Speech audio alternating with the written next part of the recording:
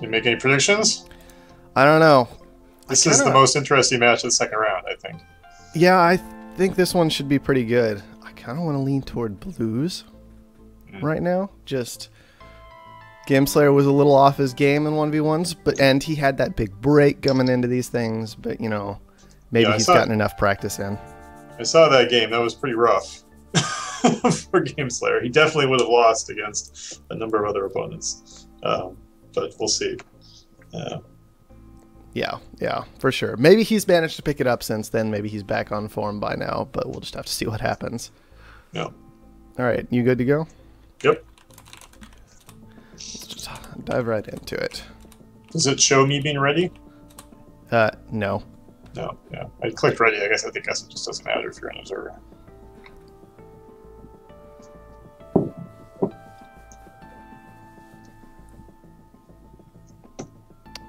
There we go. Hello everyone and welcome to game number 1 in our best of 3 series round of 8 match between Blues and Gameslayer for the third Offworld tournament. Soren's joining me today for everything. We are in the Mohawk Games stream at the moment, so we'll get a little bit of extra commentary here and another set of eyes to make sure that I don't miss any important details over the course of the match. Got some mediocre carbon here. I assume they're mostly going to be going for iron. Yeah, it is a nice map overall, though. Just kind of glancing at it, might be a little difficult figuring out exactly the best spot to found. Where would you go? I'd be super tempted by the water aluminum patch over there. Just try and take that up. I might go scientific south of that crater right next to it. Because then you're pretty close to a ton of water. Yeah, I was thinking I'd probably try and found expansive in the middle of all that. I'd knock a whole lot of it down, just grab some iron separate for me. Like, there are 3 nice sources of iron on this map, so you're not going to get cut off from it anywhere. And you also kind of just secure a good source of aluminum and a good source of water later in the game. This is definitely a wait and see map, because there's no one single incredible location, so yeah, might as well see. Maybe even pick up some money. They should found quick though. Once the bonus comes up, the first player gets it, the second player gets nothing. That's true. But the second player does get that black market cooldown and that extra claim, and both those things can make a big deal, or be a big deal going through the game. Oh, good. Wow, that was fast. I guess Gameslayer was ready as soon as Blues claimed.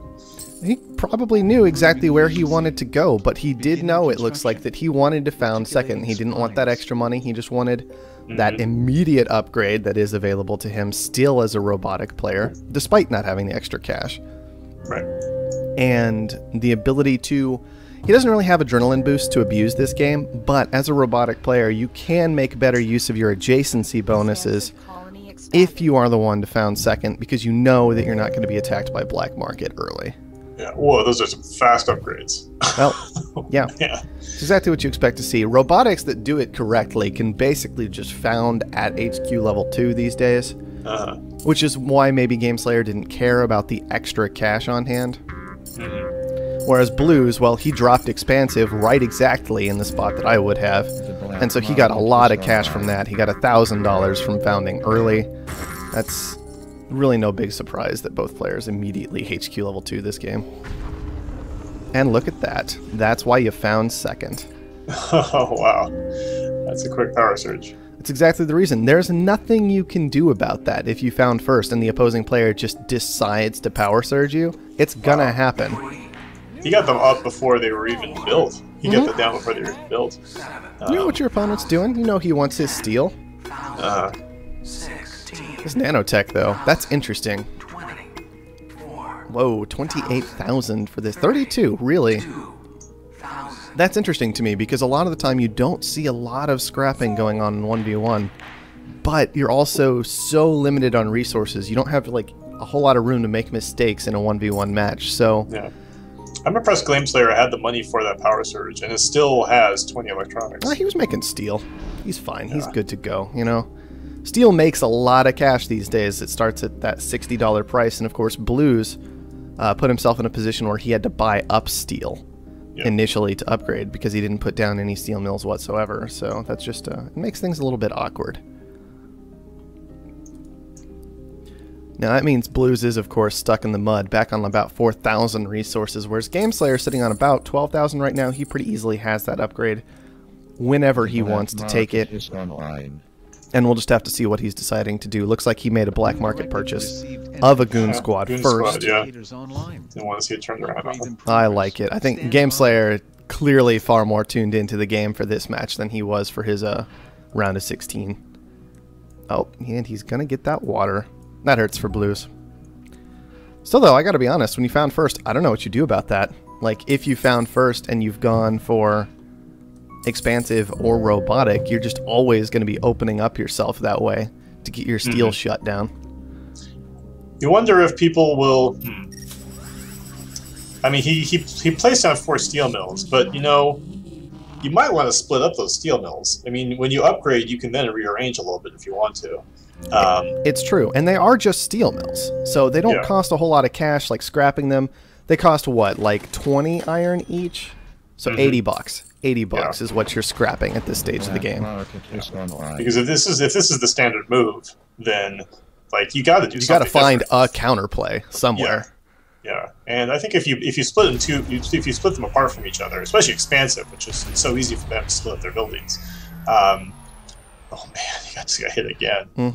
No Goon Squad got purchased. Gameslayer knows that. He can see that price. He knows Blues never made the push into that. Very, very important thing to do. Now Blues is just stuck in the mud again for anher 30 seconds here. Waiting for most with the way he's playing, freeze. I'm surprised he didn't go... Well, I mean, there's just no carbon on this map, but... if this is Gameslayer's first strategy, I'd expect to see Scavenger maybe next game. Possibly, but robotic, this can work just so well. You get so far ahead on upgrades with a move like this, and what's even better is, as a robotic player, when you shut down your opponent's steel, not only does that hurt them quite badly because it's their primary source of production on HQ level 2, but it means you get that steel money yourself so much longer. Sure. Which just lets you keep powering through black market attacks. One has to wonder if Scavenger really has a way to easily make that much money that fast in the game themselves.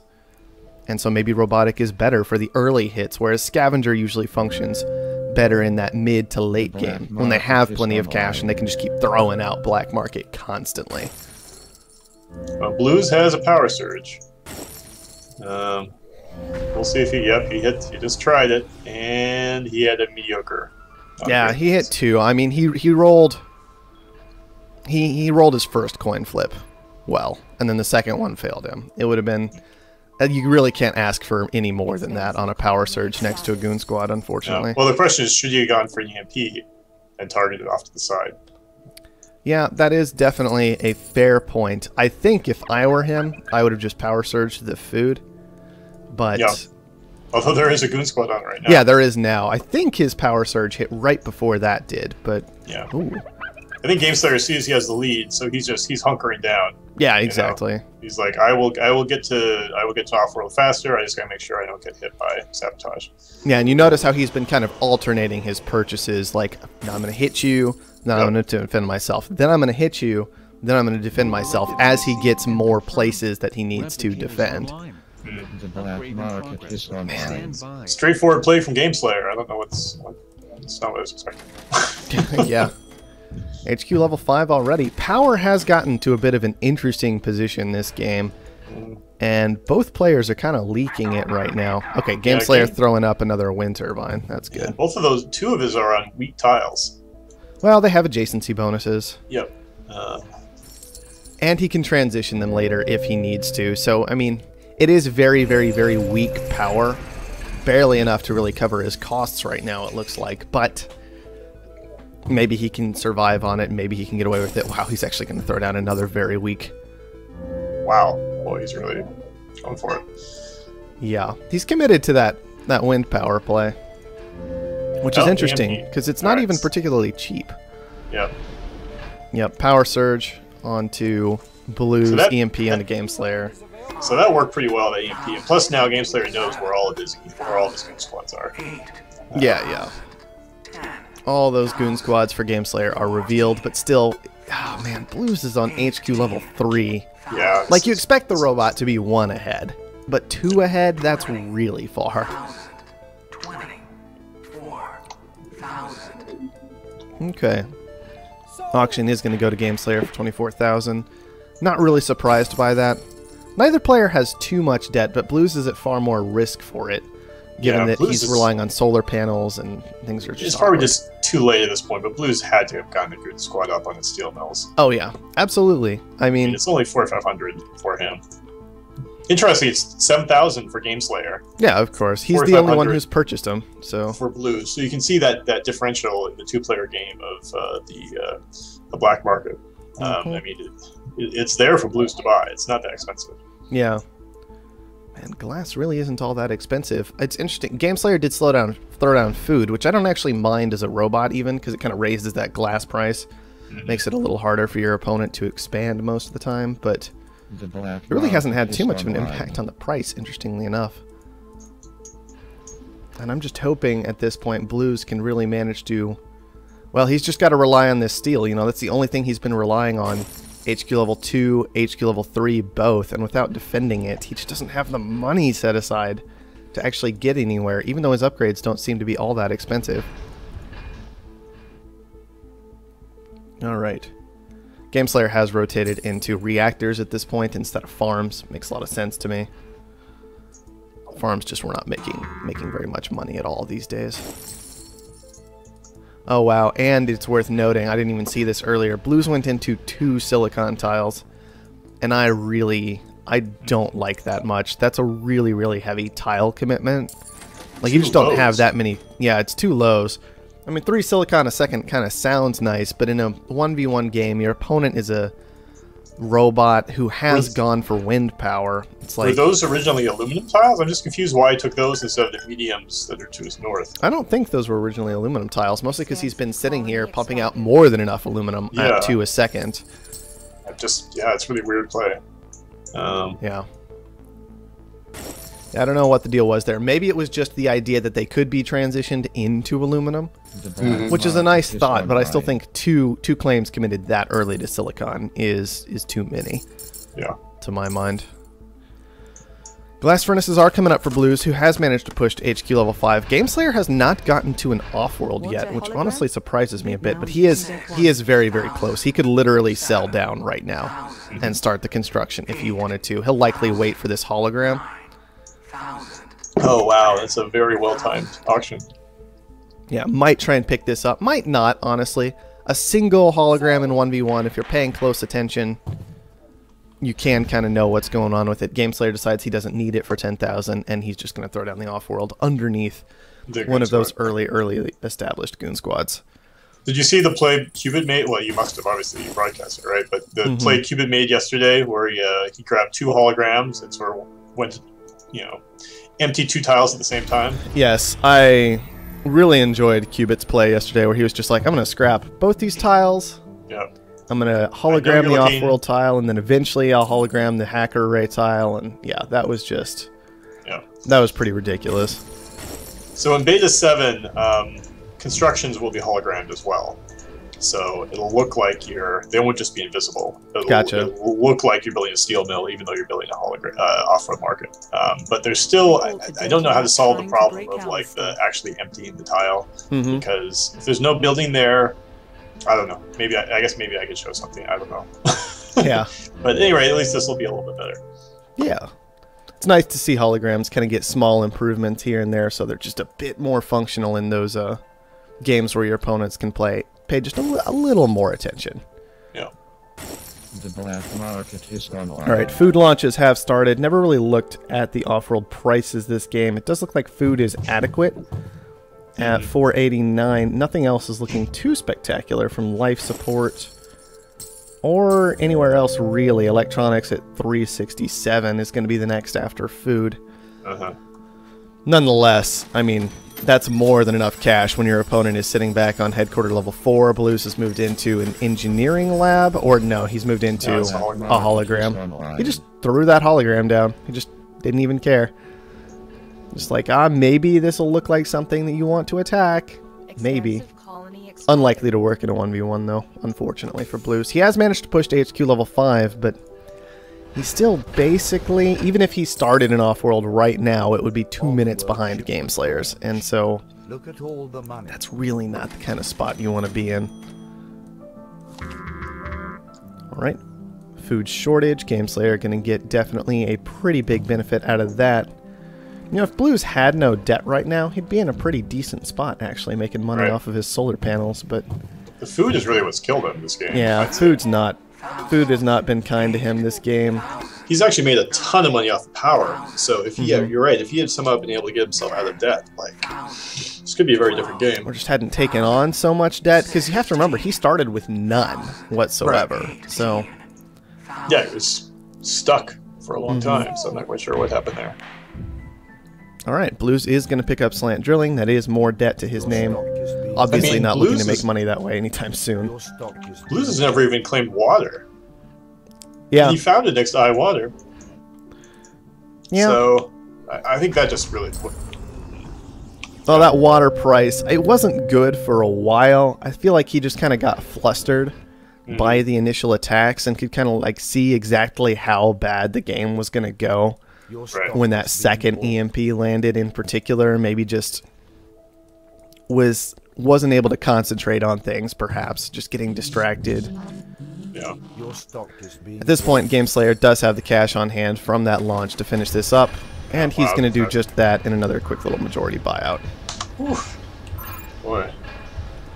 Yeah, I think that 4 CMLs is just too many. That was a lot of steel to be putting down, especially without defending it. I mean, Gameslayer went for 4 steel mills as well, but he had him defended. And he knew he was first to the black market. Exactly. So he just used that second black market purchase, excuse me, on a goon squad, and he was pretty safe and secure the rest of that game. All right, I don't know if there's a lot to talk about there. Black market, guys, that'll kill you. Yep. Gameslayer obviously learning some lessons from Cubit's matches and putting them to work here. Yeah. It's interesting to see things turn around. It's in sense that like there seems like there's a real sense now that founding second is really, really important. I think reading Cubit's guide, he was almost just like always found second. Yeah, so almost. It'll be interesting to see if people playing Cubit, if they, obviously at some point that bonus would get high enough that Cubit would have found first, right? This is a question of when is that moment. But it makes me wonder if I should drop the debt a little bit lower in the 2-player game at the beginning, because boy, that's a lot of dead time. It is a lot of dead time. But yeah, now we do remember that Cubit did found first in his second game for this round, and he didn't get hit by the black market. He didn't get punished for that. His opponent didn't use that black market advantage at all, and that was like 3,200, I believe, that he picked up from that found. So Yep. maybe somewhere around there is going to be our break point for when people are willing to give up that extra claim and take that black market hit. Yeah, that was an interesting moment. It was like, how high would it go? Yeah. Yeah, two players is such a different environment. It's just not using that first in a 4-player game. You just would never do this, right? Because it just doesn't make as much sense to punish one random player. Right. You'd rather use that $3,000 to upgrade. So it's definitely something I'm gonna have to think about for 2-player. I'm also trying to think why. It seems like it's more important now than in the previous tournaments, but it could be that's just because of our increased awareness of the game, or I'm also wondering if there's anything about the balance that has changed. I'm not sure. Yeah. Well, it may just be that people are better these days, Yeah. It's honestly what it feels like to me. 1v1's getting played a lot more now. I think this is the first tournament we've done after Quick Match. Oh yeah. Really came into play. So everybody's way more familiar with 1v1 these days. Cubit's played 250 games in Quick Match. Yeah, exactly. So, I mean, that's a lot. And that's good. We're starting to see mature strategies now. I think now the question is, can someone figure out a strategy that is built to deal with that early black market. Yeah, it'll be interesting. I'm really curious what's going to happen when we get a couple of players in those semifinals, those final rounds, that really understand at least some of the play and counterplay in the early game against each other. I have no idea what's going to happen. Yep.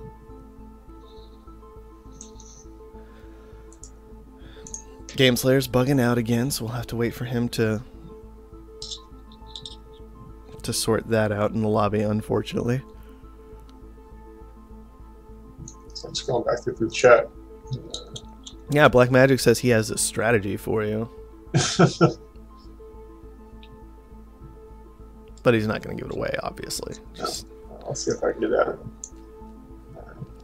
Yeah, so Black Magic is actually going to be visiting the Mohawk offices. Right. He's local. He's actually sort of a friend of a friend of the company. Game Slayer wants me to remake the lobby. Yeah, I had heard something from him about dinner with Deft Monkey, something. I don't know. Yeah. I think that was Black Magic anyway. So you got the general idea that he was in that area. Yep. Oh, Game Slayer made it successfully into this lobby.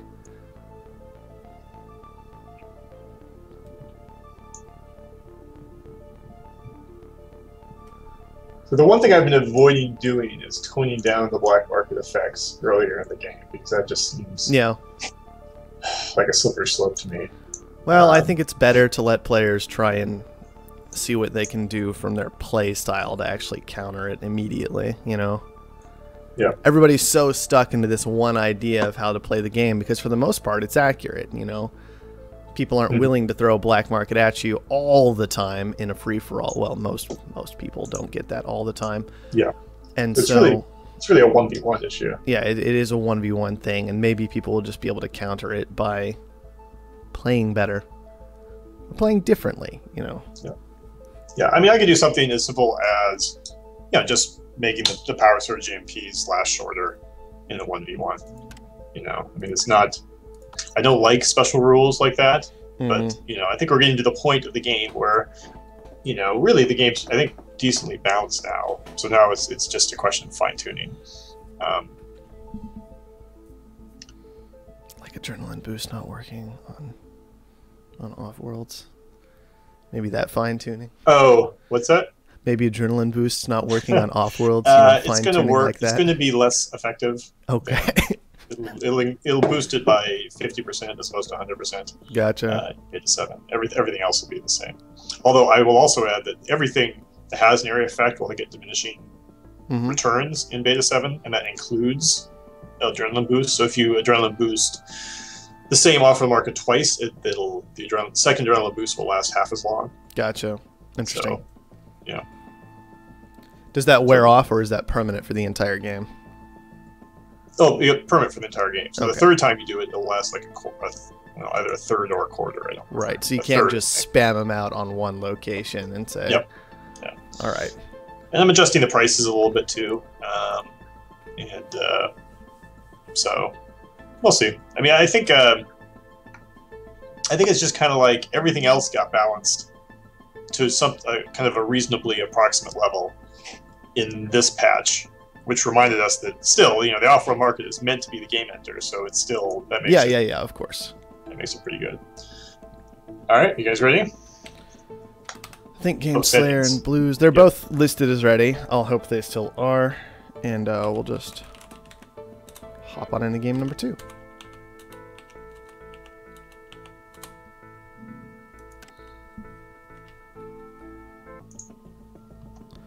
All right, hello everyone, and welcome to game number 2 in our best of 3 series between Blues and Game Slayer. Wow, there are some amazing spots. Oh yeah, I've seen them. They're pretty good. Amazing spots in this map. I mean, an amazing scavenger spot, an amazing robotic spot.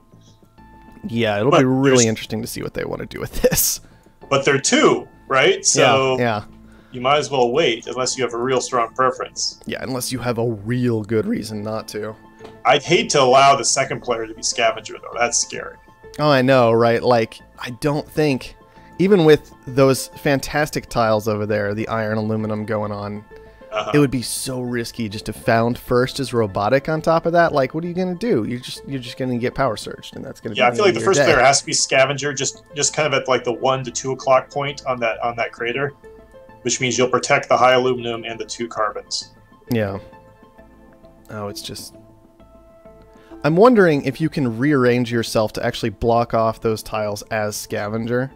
Well, that's true. Like, you could block off those... and still have the tiles that you need blocked off as well. Or maybe you just found scavenger literally right over there and you take the tiles anyway, right?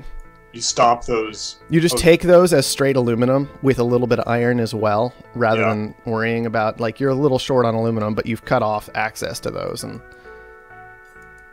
both players waiting for no debt once again. They want some extra cash if they're going to be forced to found first. Well, I'm not surprised. It's 2 amazing spots, so... Oh yeah, it's ridiculous. I have no idea how to value this. GameSlayer is going to do it, and he's going to go expansive on it. Wow. Let me see the scavenger. Yep. All right. Yep. Oh, the one that he better grab that other one. No, he's going for the adjacency instead. He is going for the adjacency. That. I would go for the 2 high. That way you can't get them both knocked out at the same time. I'm okay with it because he founded second. Now, how I would have approached this situation was probably founding first about when GameSlayer did, founding south of where he did, protecting the carbon tiles, blocking the aluminum, taking at least one of them, and then spreading my carbon claims, because you had 2 separate high tiles. Well, so they just can't hit you anywhere. Where would you have found it? Like a little south of GameSlayer. Well, he may not have been able to. No, GameSlayer definitely was able to. I'm saying if I had been founding first, that situation. Exactly. Yeah, sure. Yeah, I think founding first as scavenger would have been totally reasonable. I'm surprised the GameSlayer let him do it. I just felt like the first found absolutely should have been scavenger. But I guess we'll see. GameSlayer really paying attention, though. Like, he took those tiles, and what he's gone and done is we see him splitting his steel mills, as we talked about potentially doing last game. Yep. And he has already pre-purchased a large amount of iron, which kind of drives that price up, or appears to drive that price up for Blues, basically, which may encourage Blues to do something like try and shut down his metal mines. But even doing that, GameSlayer can still churn through that stockpile of iron he has, keep producing that steel that he wants, without any trouble whatsoever. Yeah.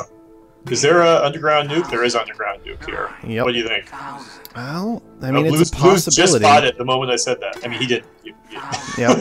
Blues wants to take it, for sure. Yep. And I think it's already been hit on that wonderful tile. Yep, that strong, medium-low tile. That's a good play. You know, that seems very reasonable. It is a lot of resources away from GameSlayer, for sure. Unfortunately, I don't know. He already has a lot of those resources, though. Makes things very, very strange. However, it is worth noting that already GameSlayer has been pushed to the point where he is churning through iron rather than stockpiling it. Yeah. I like splitting the steel mills, but it's interesting. You look at them; they're both net revenue 7. Yeah, they're not making a lot of money right now without those adjacency bonuses. But that is a little bit deceptive because GameSlayer had that very large stockpile of iron, so effectively they were making more money than they appeared to.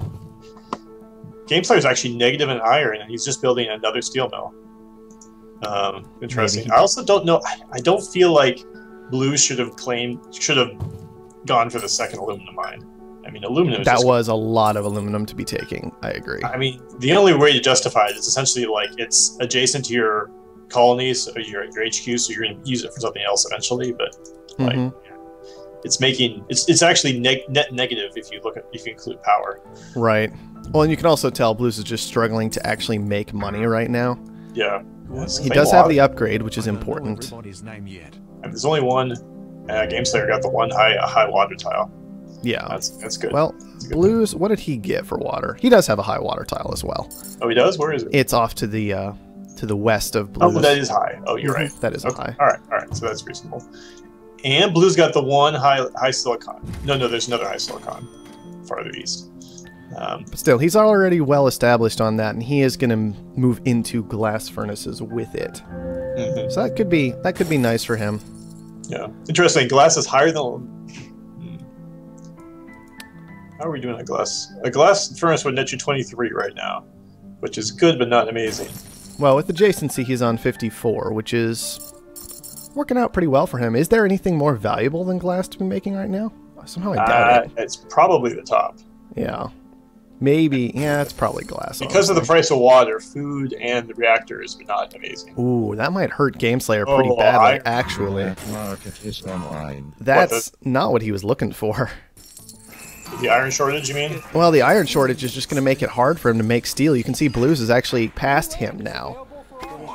Yep. In upgrades. He very quickly got from 3 to 4. That's all that carbon just flying in, really. Man, that triangle of carbon. What's he making in carbon? He's making 7 a second. Yeah, wow. Ridiculous. And he did transition out of the aluminum and on into electrolysis at this point for the most part. He's got those reactors down. Is someone sitting on the Goon Squad? I don't see one on the map. Gameslayer's got one on his steel mill. Oh yeah, it's under. I can't see it under the auction. Yeah. Ironically, those buildings are turned off. Well, you got that shortage going on right now. He's not going to be making any money from steel after something like that. Good power surge onto the electrolysis for Blues. Unfortunately, he hadn't committed to all of it just yet, so he will have one building functional. He had that lead. He really should have grabbed a Goon Squad at that point. Yeah, I think Goon Squad out of Blues might have been a good idea instead of upgrading immediately. He could have afforded to kind of shift into that if he had wanted to. Wow, forcing Gameslayer to commit to another iron tile. If I was him, I would have grabbed. If I was Blues, I would have grabbed a Mutiny. Maybe grabbed one of that aluminum iron tile from Gameslayer. Because when you're Scavenger, it's great to be able to use the black market items early that make you money, so that they can actually be an investment. Like that's what I really would like to see. Use your black market cooldown to your advantage. Similarly, you could have used. Well, is he shipping anything? He's just shipping water. Yeah, or pirates. Pirates on the water. Either one. Either mutiny the iron, or pirate the water. Yeah, there is some work to be done with the black market at this point if Blues wishes to do it. It's barely been used. I mean, it's just sitting there, no cooldown. And I don't know what's holding him up. He's got the water for it. Oh, there he goes. He wants to do something. It is interesting how in the 1v1, like people, I kept hearing people say for a really long time that claims were good, and now finally, like nobody buys claims anymore in 1v1. You don't have that kind of time. Don't be crazy. Yeah, it is amazing that $3,000 is not worth it for a claim, because it just seems like a claim is the most amazing thing, but. Oh man, come on! Buy that mutiny and take the geotherm, take the aluminum iron. Wow, aluminum's $40. I mean, that's a good play now. Well, yeah, no, I like it. It's good stuff. I would almost. I'm sorry, what was that? Was there a shortage? I don't think so. I think it was just both players tearing through upgrades. Honestly, or steal the water, something. Use your black market, Blues. Gameslayer has gotten another Goon Squad up. Blues may be a bit nervous about running into those, honestly. Obviously, Pirates won't. Oh, here we go. No, that's Gameslayer. Getting another nice power surge out. Put the Goon Squad his aluminum iron mine. So very sensible thing to do. I do like how they clarify between aluminum and iron now. I don't think they used to do that. Just want to point that out. Yeah. There have been times when I had like an iron aluminum tile and it just showed iron, and I was like, oh, that's sad. What if it showed both? All right, Gameslayer has caught up to HQ level 5 now. Yeah. Chemicals are interesting. You got to be careful with chemicals in the 1v1 because realistically, nobody is consuming chemicals. Like nobody. Nobody's got time for that. Yeah, I would only go into chemicals if I knew I was going to use them. I mean, glass is negative. To be fair, glass is negative right now. So is electronics. So certainly they're making more money. Don't think Blues is expecting to run into a Goon Squad with that power surge. Well, chems are negative too. I don't know what's the deal with these chem. I mean, those should be reactors or farms, not chems. Well, I think part of it was that he already had reactors down. His opponent was already in farms. Like maybe trying to just find some place that he can exist where his opponent isn't. Now, kind of a big deal at this stage of the game, by the way. Gameslayer has used up all his claims, And all I see for power out of him right now is one geotherm that he picked up in an auction. Yep. So we may be seeing a classic Game Slayer move this game. Oh, he's already down to sea level debt. I was about to bring up the debt. Yeah, yeah. And Blues has pushed to an Offworld. Oh, He's gotten that established at this point. The Goon Squad is already protecting it. It looks like it's... No, did he just cancel that? He must have holographed it. He canceled it. He just... Canceled? He straight up killed it. That's weird. Like, I'm not seeing it anymore when I'm looking at Blues. I don't think I'm crazy. Like, he's got the resources for it. Okay, it's back out again. I don't know what happened. He might have stopped it for one moment so he could make a transition of his glass furnaces. So he stops it, he gets his reactors down, and then he goes back into it. I'm a little concerned about that, but... Well, the price of water is making food and reactors awesome right now. Like, you should be out of all of the glass chemicals. That's what it was. It was a mistake. Okay. What does that mean? It looks like he lagged out and kind of ended up hitting an incorrect button because of it. Okay. This is when that scavenger advantage may play a pretty crucial role, sure. though. Yeah. This phase of the game that's this close. Oh, and a power shortage. Oh, that's going to be crazy, potentially. Game Slayer, you have got to put down... Use that mutiny! Tell me those are solar panels, because they look like reactors or something right now. Those are reactors. Reactors, which use even more power. Use your mutiny, Blues! Does he have one right now? I mean, his cooldown is off right now. A mutiny is $3,500. Oh, he could be wipe out Game Slayer by taking that geotherm. The geotherm is making 500 a second. That would be kind of amusing in terms of debt. He's got it. He's got the mutiny. He's good to go. Interestingly enough, he hasn't bought a spy yet, and that's definitely something I would like to do if I were Blues right now. Oh, yeah, for sure. 3,000, find out if it's Goon Squad. Also, let's see. Both Offworlds are up, but not functional. Oh, yeah, Game Slayer's trying to launch, but doesn't have the cash. Blues has started his launch first. Yep. So Blues still with a pretty hefty lead, in my opinion, at this point.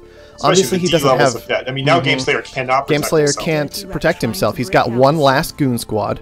He got a nuke thrown at that, it looks like. And go for the geotherm, because if you get it, it means Game Slayer is going to be stuck in D-debt for the rest of the game. And then you know he can't defend himself again. Yeah, that's pretty... That might make things very, very, very difficult for Game Slayer. He did get back up to sea levels, but now he's having to spend money on that instead of having that money to commit into Blues. His stock price is lower. Even with this expansive advantage, Game Slayer's been having trouble making actual good use of it and keeping all of his tiles doing something productive at this point in the game. Now, Game Slayer he did a very good move. Did get into solar panels, finally. Those were going to be reactors for a moment, and I was like, what is going on? Why in the world would you put down reactors? But instead, now we're looking at solar panels. Yeah, he went from D to B. He was making 1,500 a second off of power. I love this out of Blues. Blues is getting purchased, and he doesn't even care. He's like, nope, I'm just going for it. But Game Slayer did get to 5. So we are going to have our longest game in a while.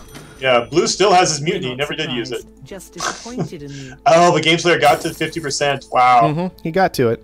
All right, we'll see. I mean, it's possible, you know. I have no idea what's going to happen now. Yeah, Game Slayer could win. Man, that was close. He actually had 100%. Yeah. But he couldn't quite push through all 6 before Game Slayer got it established. Exactly. Now, we do have Blues holding on to currently 2 nukes and 1 mutiny. Game Slayer, on the other hand, is sitting on 2 mutinies from these guys passing things back and forth on top of Goon Squads. Nobody has a Goon Squad purchased yet. However, we might be in an interesting position where Game Slayer is having to pay dearly for having protected his steel in the early game. Yeah. Because his Goon Squads are so much more expensive. Yep, 16,000 versus 25,000. All right, water engine. Not a bad pickup for 9,000, certainly, even with fuel kind of cheap. Kind of insulates you from weird things happening. And here the underground nuke's actually coming out. Where did that one land? I expected it on this water. That does look like we've got 2 hits on water. So Game Slayer now has a low, and a trace, rather than, I believe, a high, probably a medium. Does that have to do with off-world prices? It looks like, you know, reactors or oxygen is $545 off-world, so I assume that's what they're shipping. Or food. Well, both food and oxygen are great. Yes, so. that would have been a good thing to look at. Game Slayer has pushed to a second off-world at this point. He's got that constructing, and so that'll allow him to utilize that other Goon Squad. I don't know about nuking those waters on ice. That seems like not the best use We of caught your... the dirty rat trying to break our stuff. To me, if Blues loses, I think he fumbled the game away when he did not mutiny that geotherm, because Gameslayer went from D to B in the matter of a minute by riding that power. You know, Blues was in a position to take advantage of the power shortage, but it eventually went to Gameslayer because he got those solar panels up and was not hit by a power surge, wasn't hit by a mutiny. You know, Blues let Gameslayer take that. Yeah, that is quite possible this game. It's hard to say exactly what would have happened in that circumstance. I mean, if you see your opponent hit D-det, you have to do everything you can to make sure he stays there. It would be nice to keep him there, yes. Perhaps a bit more aggression on that front could have been beneficial for Blues. I mean, Gameslayer has 2 offer markets up now. I mean, this could go to Gameslayer easily. Now, Blues still does have that I am a scavenger advantage, but unfortunately for him, you kind of do have like 3 slots taken up by things that aren't going to be, really 4 things, that aren't going to be useful in these circumstances. You've got claims, holograms, spies, and pirates. Spies can get a little work done, but a lot of the time you can kind of pay enough attention to play around goon squads without the spy in the 1v1. Yeah, oh man, and he mutinied. He's got 3 offer markets now. Well, I think Gameslayer is going to take this game. Yeah, I'm very concerned about the fact that Blues has not managed to push into an additional Offworld, and he's really nowhere close to it at this point.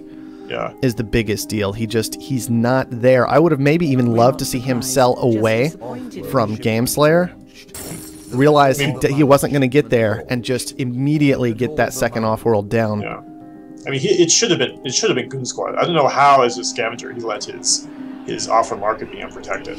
There's really no excuse. And power surges are only 7,000. I mean, he's just not making good use of the black market. Yeah, nukes flying around everywhere. These guys really... Yeah, nukes are not valuable at this point. It's not where you want to be spending your black market. And these mutinies, and I think it's also a super, super, super big deal. Like, I think the actual turning point for this game that is going to hand it to Gameslayer in the long run is the fact that Blues, rather than committing to his one assault on a single Offworld, allowed Gameslayer to get some benefit out of his second goon squad by attacking the second Offworld. Not realizing that was defended, one simple spy purchase for $3,000 could have cleaned all that up. No confusion whatsoever. Or 2 spy purchases for $750 or $7,500. He could have known about both of them very, very simply, known when and where to strike. But when you hand over a mutiny at this phase of the game, when your mutinies are costing you, $30,000 to $50,000, that kind of thing is something you absolutely can't afford. And I think we're going to see Blues get punished by it, by getting knocked out of the series in just a minute here.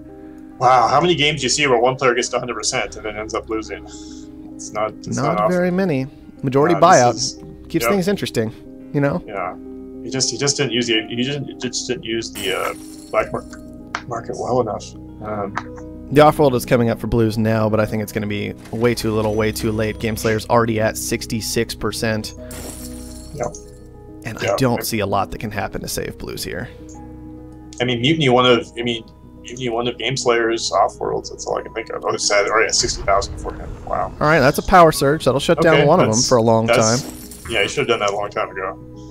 Yeah, I definitely like that play. And you're right. Should have made use of the spy. Absolutely. I mean, if he had a spy up on both of those Offworlds, he could have done whatever he wanted to. Yeah. Right? Like, imagine being able to use a mutiny to take an Offworld, knowing that there's no goon squad there. That's huge. Yeah. For sure. Obviously, you still have to fight through your opponent's mutinies, but that's going to do it. Gameslayer ready for that launch. And he is going to go ahead and be the one to clean it on up. It was an interesting game, but, oh man, the biggest difference, look at that. 3 launches for Blues, 11 for Gameslayer. That'll just do it. Yeah. Well, he had his opportunities, that's for sure. I mean, this will be remembered. This is a memorable game for sure. Feel bad for Blues, especially since I wanted to see a game 3. I was ready for that game 3. Gameslayer, I don't know what happened, but he turned it on today in a way that wasn't there a few days ago. I thought he was dead when he hit D, because at that point you can't buy goon squads. You got to get aggressive when you see your opponent hit level D. he was in level D with a power surge, with a power shortage. Like that's crazy. Yeah, sounds like Blues. His head just wasn't in it after he scrapped his own Offworld accidentally.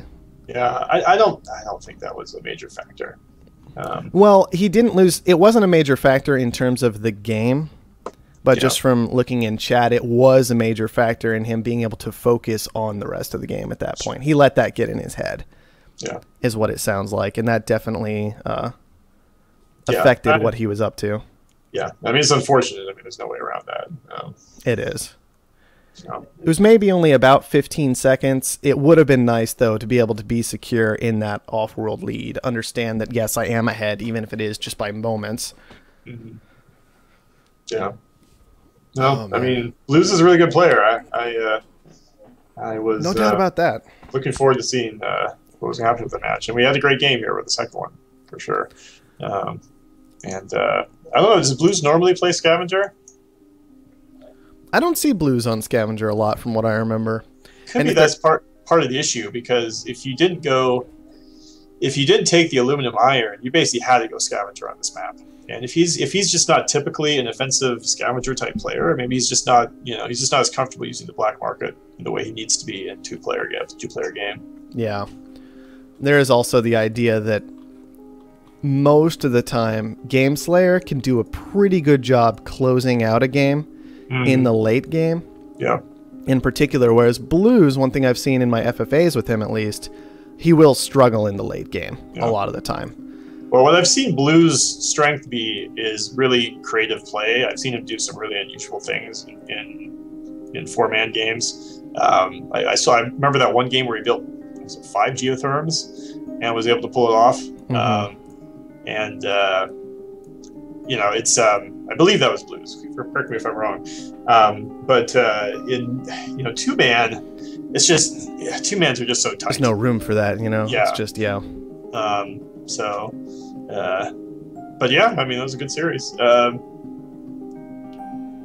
It was a good series. It was nice to see that that second game in the series really pushed to the later stages. Game Slayer does come out on top, but at least we got to see how that basic setup will continue with 2 really, really strong players moving into that late section. It'd be interesting to see if other players adopt the split steel mills that we saw from Game Slayer here. Yes, that was definitely something. He did have the advantage of the super tiles working in his favor, but that was definitely something interesting to see. All right. Is there anything more to talk about that one? I think we're pretty much wrapped up that series. Not if PB and Adept already. Is that, if they are? I can. Here. He says they are about ready for their games. So I guess I'll go ahead and go get that lobby set up. Excellent.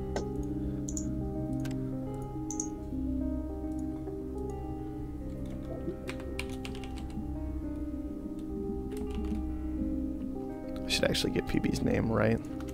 There we go. Since realistically, he should probably be called Leadhead, and I don't care. But I will at least spell it correctly.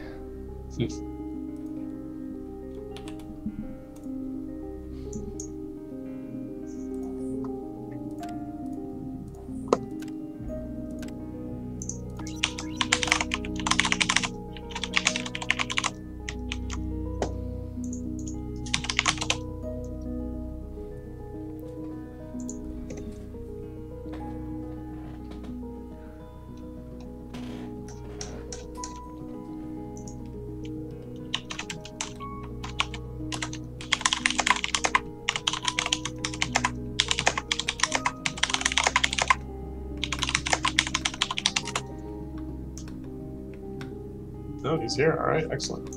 Yep. Adept, I guess, just quieter than everyone else. Yeah. Man. It looks like PB is broadcast, I assume, going to be streaming his side of the match if everyone wants to watch him play. Oh, that would be interesting to look at later, for sure. Get some of PB's commentary, possibly. I'm not going to pass up on insight into some of the stronger players. Especially because they all have more experience than I do in 1v1 at this point. Got my Game Slayer is mentioning something interesting about how one of the reasons to go robotic is if you're going to found second, you can use your electronics to afford something early on the black market. Mm-hmm. It's true. Well, you've got that instantaneous upgrade with the electronics, right? And realistically, you can get a good 30 seconds of production of steel out before you even need to get to that black market, and then... Oh, well, I guess if both players are ready for that, or okay with that, then we can do that. Shouldn't hurt anything. We can do that. But yeah, especially if you can do something like afford an adrenaline boost at the start of the game, that can be pretty silly. Yeah. Boy, I guess we are past the days of scientific being the dominant HQ, aren't we? Yeah, we are. Nobody really so interested in that anymore. I used to joke about how I had to give them a buff. Maybe I do need to give them a buff. Well, who knows? Maybe people just haven't... Maybe we'll get there, right? As the black market becomes more relevant again and more important in the 1v1, scientific just gets stronger and stronger. So we'll have to see how it all balances out. All right, you ready to get started? Yep. Okay. Just going to go ahead and dive right into it.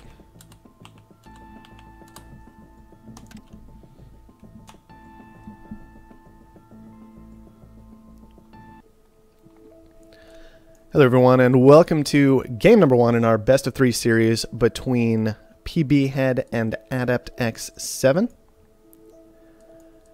Both of them moving through round 1 pretty nicely in this tournament. PB Head very, very dominant. Adept X7 with maybe a bit more of a contested game. So I'm curious to see how these two players are going to match up in this particular game.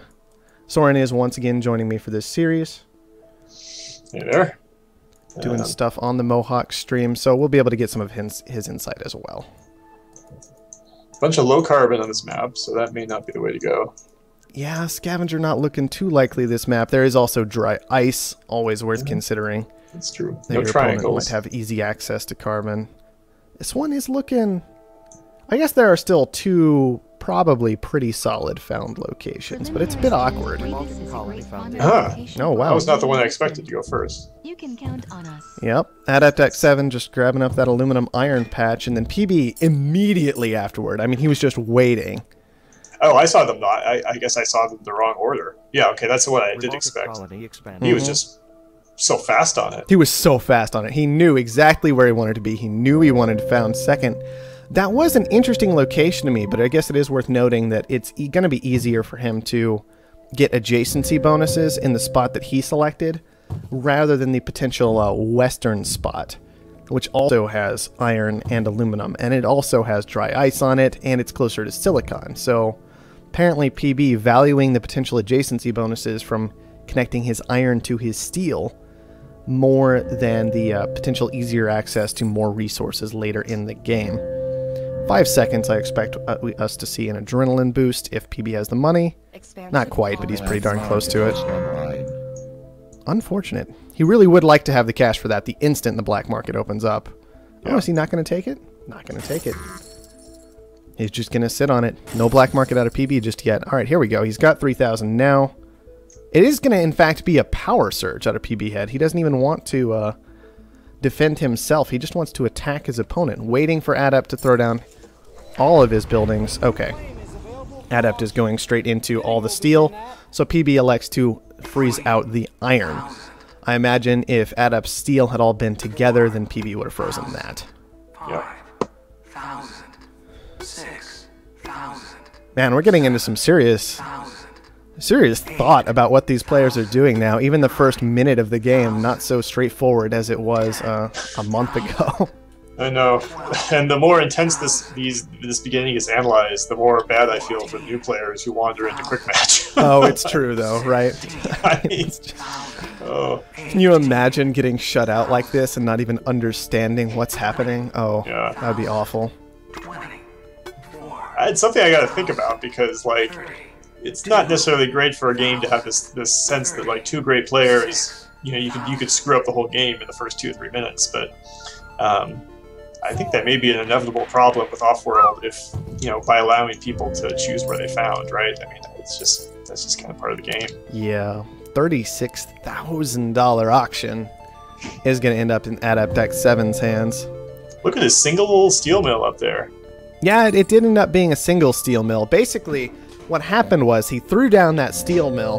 PB immediately responds by power surging the iron, so then Adept says, all right, fine then, I'll take a lot of iron. And so now he's ended up with like 3 steel mills, 2 of which have adjacency bonuses, and he's going to have 4 iron mines.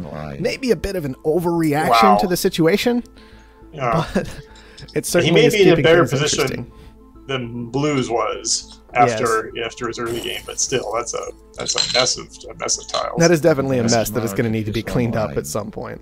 Yeah. Second black market action for PB is just a simple Goon Squad Adept going the exact same way. Yep. We are starting to get a bit of a formula down for how these games are going to go when players are more experienced with what their opponent actually can do. You can make some money just with a simple water pump right now. In progress. Stand by. I think it's also worth noting that PB had actually delayed his expansion in order to place that Goon Squad. So that might have been a very, very important thing to do, because if PB had just hit that expansion button, then perhaps Adept X7 doesn't go for the Goon Squad and instead takes the Power Surge and just tears all through PB Head Steel. Could have been interesting. Could have been interesting. That's funny because it's not like EMPs are not even available in this game, right? It's just Power Surges. Yeah, well. But they're still terrified. Power Surges are what you want, though. I mean, in the early game, you always want a Power Surge if you can, basically. Yeah. There's just so much extra shutdown from that on a small number of tiles. Another Goon Squad over to PB. I like it. I always like going for this double Goon Squad just like this if I can get away with it against Power Surges. Sure. Yeah. So useful. Power Surges. All right.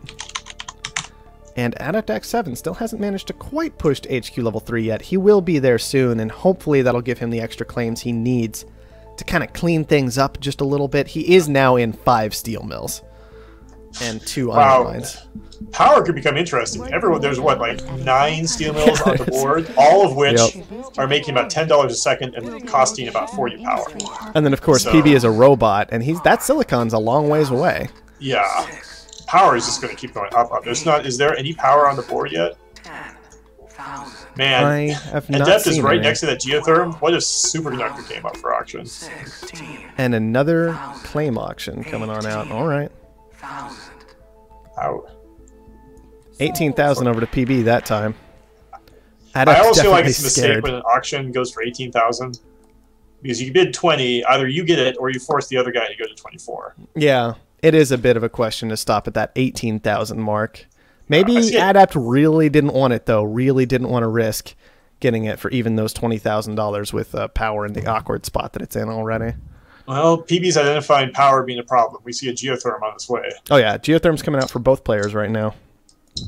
Not too surprising, given power's already up at 160. Both of them just trying... Oh!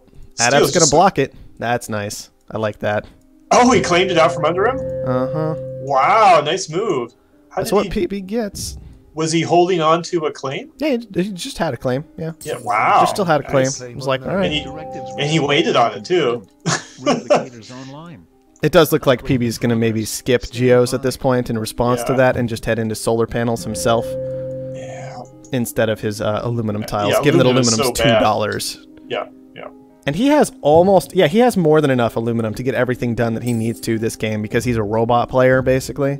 Right. More than enough aluminum to get away with scrapping it for an extended period of time. Aluminum's $1. Someone should at least buy 100 aluminum. I know, right? Like ridiculous. Just buy some aluminum, guys. Just pick that on up. Just transition that tile into something else. I don't know. Like, we do see that Adept, he actually had his steel mills, it looks like on top of aluminum. He's actually scrapped out of steel and is going into glass on some of them. These guys both tanking steel down to $17. And they're 500 a second off the power. I'm actually surprised it's not more. Well, 500. It's 183. He's got, 2.5 spare. Yeah. Not too surprised. It's a reasonable amount. Suck up the power. Mm-hmm. And a mutiny comes down from PB Head onto Geo. Yeah. the Geo. Adept does have his black market cooldown up. He does not quite have the cash on hand to actually pick up. Oh, now he does. If he wants that mutiny, he can take it now. But that's one of the nice things about letting your opponent have 2 Geos is you can be sure you can basically grab. You can mutiny those whenever you want to. Basically, so no one's gonna good squad 2 Geos. Oh, it's just so expensive. Yeah, there's no way that's ever gonna happen. Basically. All right. Mutinies it on back. I like that. PB had wanting to keep control of that. Yeah, well, those farmers are making a killing for PB. Those farms are basically the most important buildings on the board, from what I can tell, except for maybe Adept X7's glass furnaces. There are, of course, more farms, however, so they're working out just a bit better. And you can really kind of see the pain coming from Adept X7. His early... Yeah. Kind of awkward claim placement is coming back to bite him now, just running a little bit behind. If that could be a triangle instead of a pair, he needs to get to level 4 as soon as possible so he can clean some of this up. Absolutely, and unfortunately for him, PB Head's going to get there first and drive some of those prices up, making it a lot harder for Adept X7 to keep pushing and catch up. Yeah, he'll be there soon. He's making glass. He's probably about 15 seconds away from it. But PB Head just hit level 5. Yeah, exactly. He's robotic. He's gonna cruise. Yep, he's doing good work with that. He was able to knock down both of those goon squads? That must have been expensive. Oh wait, I'm sorry. I was observing the wrong player. PB still has... Yeah, PB still has his goon squads in place, which I imagine he's going to utilize very, very soon to just get to those classic off-world markets. He already does have the adrenaline boost purchased up for those. And we'll see how that all works out for him. Alright, Adept X7, what can you do at this phase of the game to try and pull yourself back? This is always a question no player really wants to have to ask themselves, but an important one to be able to answer. I mean, PB Head has 2 goon squads down, he's sitting on an adrenaline boost. I mean... I know, you don't want to say it's over, but it's looking kind of bad right now. Yeah. He's still not quite cleaning up his mess. He dropped down 2 reactors, but he didn't delete that steel mill. Yeah, it's just a bit of a... Steel is $22. It is a bit of an awkward situation for him right now. More and more mutinies landing onto solar panels right now, which there is a solar flare, but once again, you gotta be careful fighting over power in these games, because, especially with mutinies at this phase, like fighting over power with mutinies is very, very awkward for Adept X7. You're not making any money on it, you're costing yourself money, slowing down your own upgrades. And on top of that, you're tearing through the primary tool you want to be able to use, assuming you manage to hit the late game against an opponent who is ahead in the off-world race. Very, very awkward. Alright. Well, PB hasn't quite gotten to an off-world yet. He looks like he could at any point. Yep, he is just going to sell everything down and then do it. He was sitting on hundreds of silicon that was worth $97 at the start, so I mean... Wow, how did silicon get that high? I guess Adept just never had a good source of it, so yeah, solar panels plus glass furnaces will drive silicon high very quickly. And on top of that, both these players are functioning on low tiles. Yeah, we never commented, but there's like no silicon on this map, yeah. So getting those 2 silicons may have been a pretty huge difference for PB. Alright, with that off-world coming online, we can go ahead and check and see that oxygen is terrifyingly good for this boosted off-world at 648. Food is at 544. Yeah, this game is over. Fuel's at 449. Yeah, yes, it sucks to call it this early, but it's true. This game is 100% completely and totally over. When you have a functioning boosted off-world with prices like that and your opponent's on HQ level 4, I'm sorry to say there's nothing to do. He's not going to make dumb mistakes. Yeah. So. I mean, he is buying... okay, that's Adept X7 is actually trying to already secure resources to push to an off-world, but he's got to upgrade first. Yeah. I mean, why waste the money on that when you can't even... Oh, I know. It is kind of sad, but unfortunately, like, his glass is just sitting around burning money. His food is burning money. His reactors are pretty much his best building right now. And everything's just ended up very awkward for him. I think he may have forgotten he was actually on HQ level 4 and couldn't build an off-world. It's expansive. You get so many claims that you're like, well, it can feel that way. Yeah. Unless you're paying close attention. All right. that launch is going to clean it on up. PB Head's going to take the first game very, very nicely. Yeah, it really wasn't the adrenaline boost. It wouldn't matter. No, it wasn't the adrenaline boost that time. That wasn't... And it's not like the adrenaline boost on its own can ever truly win a game, but it can kind of prevent, in these weird majority buyout situations, the big thing about it is it'll create a scenario where you get such a huge boost all of a sudden that you can push to that majority buyout instead of being in a situation where maybe your opponent, like a Game Slayer in our game earlier, barely managed to hold on. Maybe if there had been a boost available, things would have been different. It's interesting that no one seemed to really use the adrenaline boost early. Yeah, especially since there's only Power Surge available. Like, seems reasonable. Like, it would have been a reasonable move. Like boosting his farms back when they were making a killing. Even if you're just forcing your opponent to like use his black market, it's not a... I don't know. Well, I don't know. I don't mind saving the adrenaline boost late. The only time when I really thought maybe an adrenaline boost would have and should have perhaps come down was right at the start of the game. PB Head's got that 1 minute window of black market time he knows his opponent can't access. At that point, you can buy the boost. Yeah, that'd be an interesting move. I mean, yeah, I don't see why you wouldn't try that. You're basically giving up your black market advantage, but you're going to get a huge productivity boost. I mean, instead he goes for this power surge, which did create a really awkward situation, but... that is always an option, to go ahead and take that boost when you found second. Yep. Okay. Not a whole lot more to look at in that one. Let's go ahead and head on over to the next. Yeah, I think I'm definitely going to have sort of a special rule for 2 players where the reveal Mac, the stock, starts, the debt starts much lower. Or maybe just needs to drop faster, I don't know. Because unless there's just the completely amazing spot and nothing else. I mean, I think we're going to see a lot of founds going to the bonus as opposed to the debt. Yeah, for sure.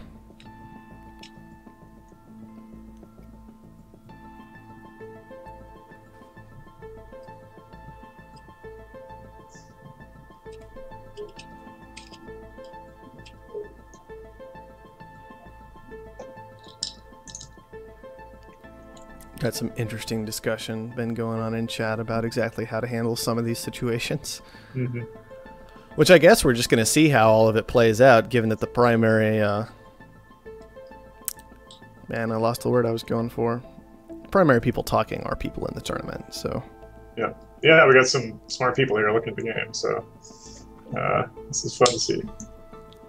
Alright, PB Head AFK for just a moment, which lets me sip my coffee, because I stayed up. I didn't even stay up too late last night, I just, yeah.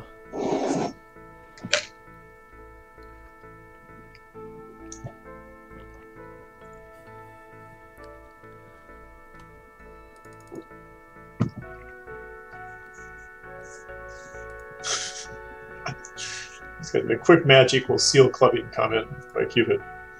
That's, I mean, Cupid has a fair point. I'm sure he feels that way. We just need more players, you know.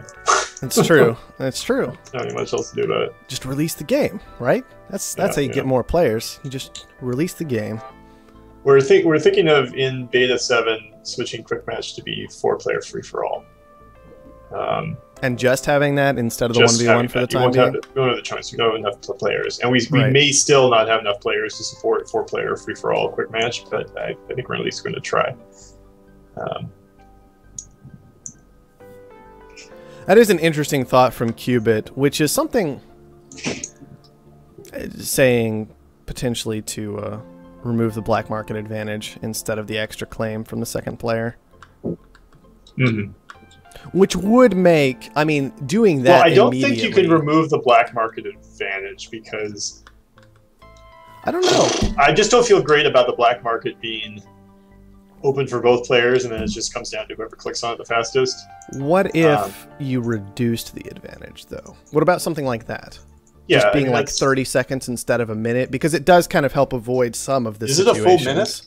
It's like a full minute, yeah, between first and second, I'm pretty sure. That should probably be reduced. Qubit, you'll know for sure. Like, correct me if I'm wrong, but I think it's a full minute. which is could be why you can different get away depending with upon the something. number of players, and it could be that that's not really appropriate for 2-player. Yeah, I think it is different for the number of players. I think it's like I think I think it usually starts as like 2 minutes to open for the first player, and then it'll just keep reducing by however much it needs to even out between 2 minutes and 0, basically, so that the last player is 1 step before 0, if I remember correctly. But in 1v1, that might not work. Yeah, it says 180 and 120, but it's actually 120 and 60 is what PB says. Yeah. It's always been very awkward. Okay, I'll look into it. It's a 60-second difference, says Qubit, yeah. Okay, I can drop that to 30. I don't see any reason that would be a problem. And I think that could make a big difference because it doesn't let the second founder both attack his opponent immediately and Goon Squad before his opponent really has a chance to attack. Yeah, that seems very reasonable. It should be like half of the cooldown, basically. Yeah.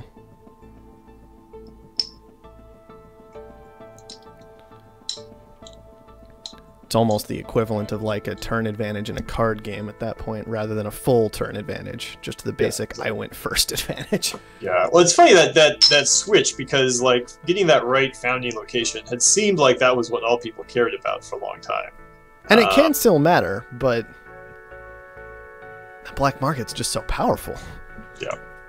Well, you just have to be careful, I think, to like 2 players is so different from everything else, because I think it still matters in 4-player. In 4-player, it's about getting that amazing fountain location, because you just don't necessarily care about the black market for the first couple minutes.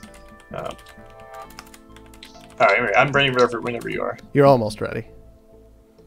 Oh, oops! Thank you. There we go. All right. Looks like both our players are ready.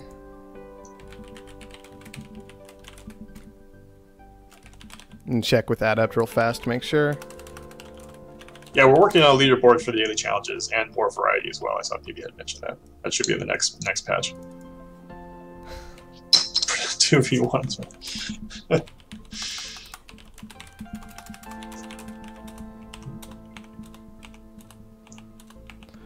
I forgot to turn on the ability to pause this time, but hopefully that won't be a problem for PB.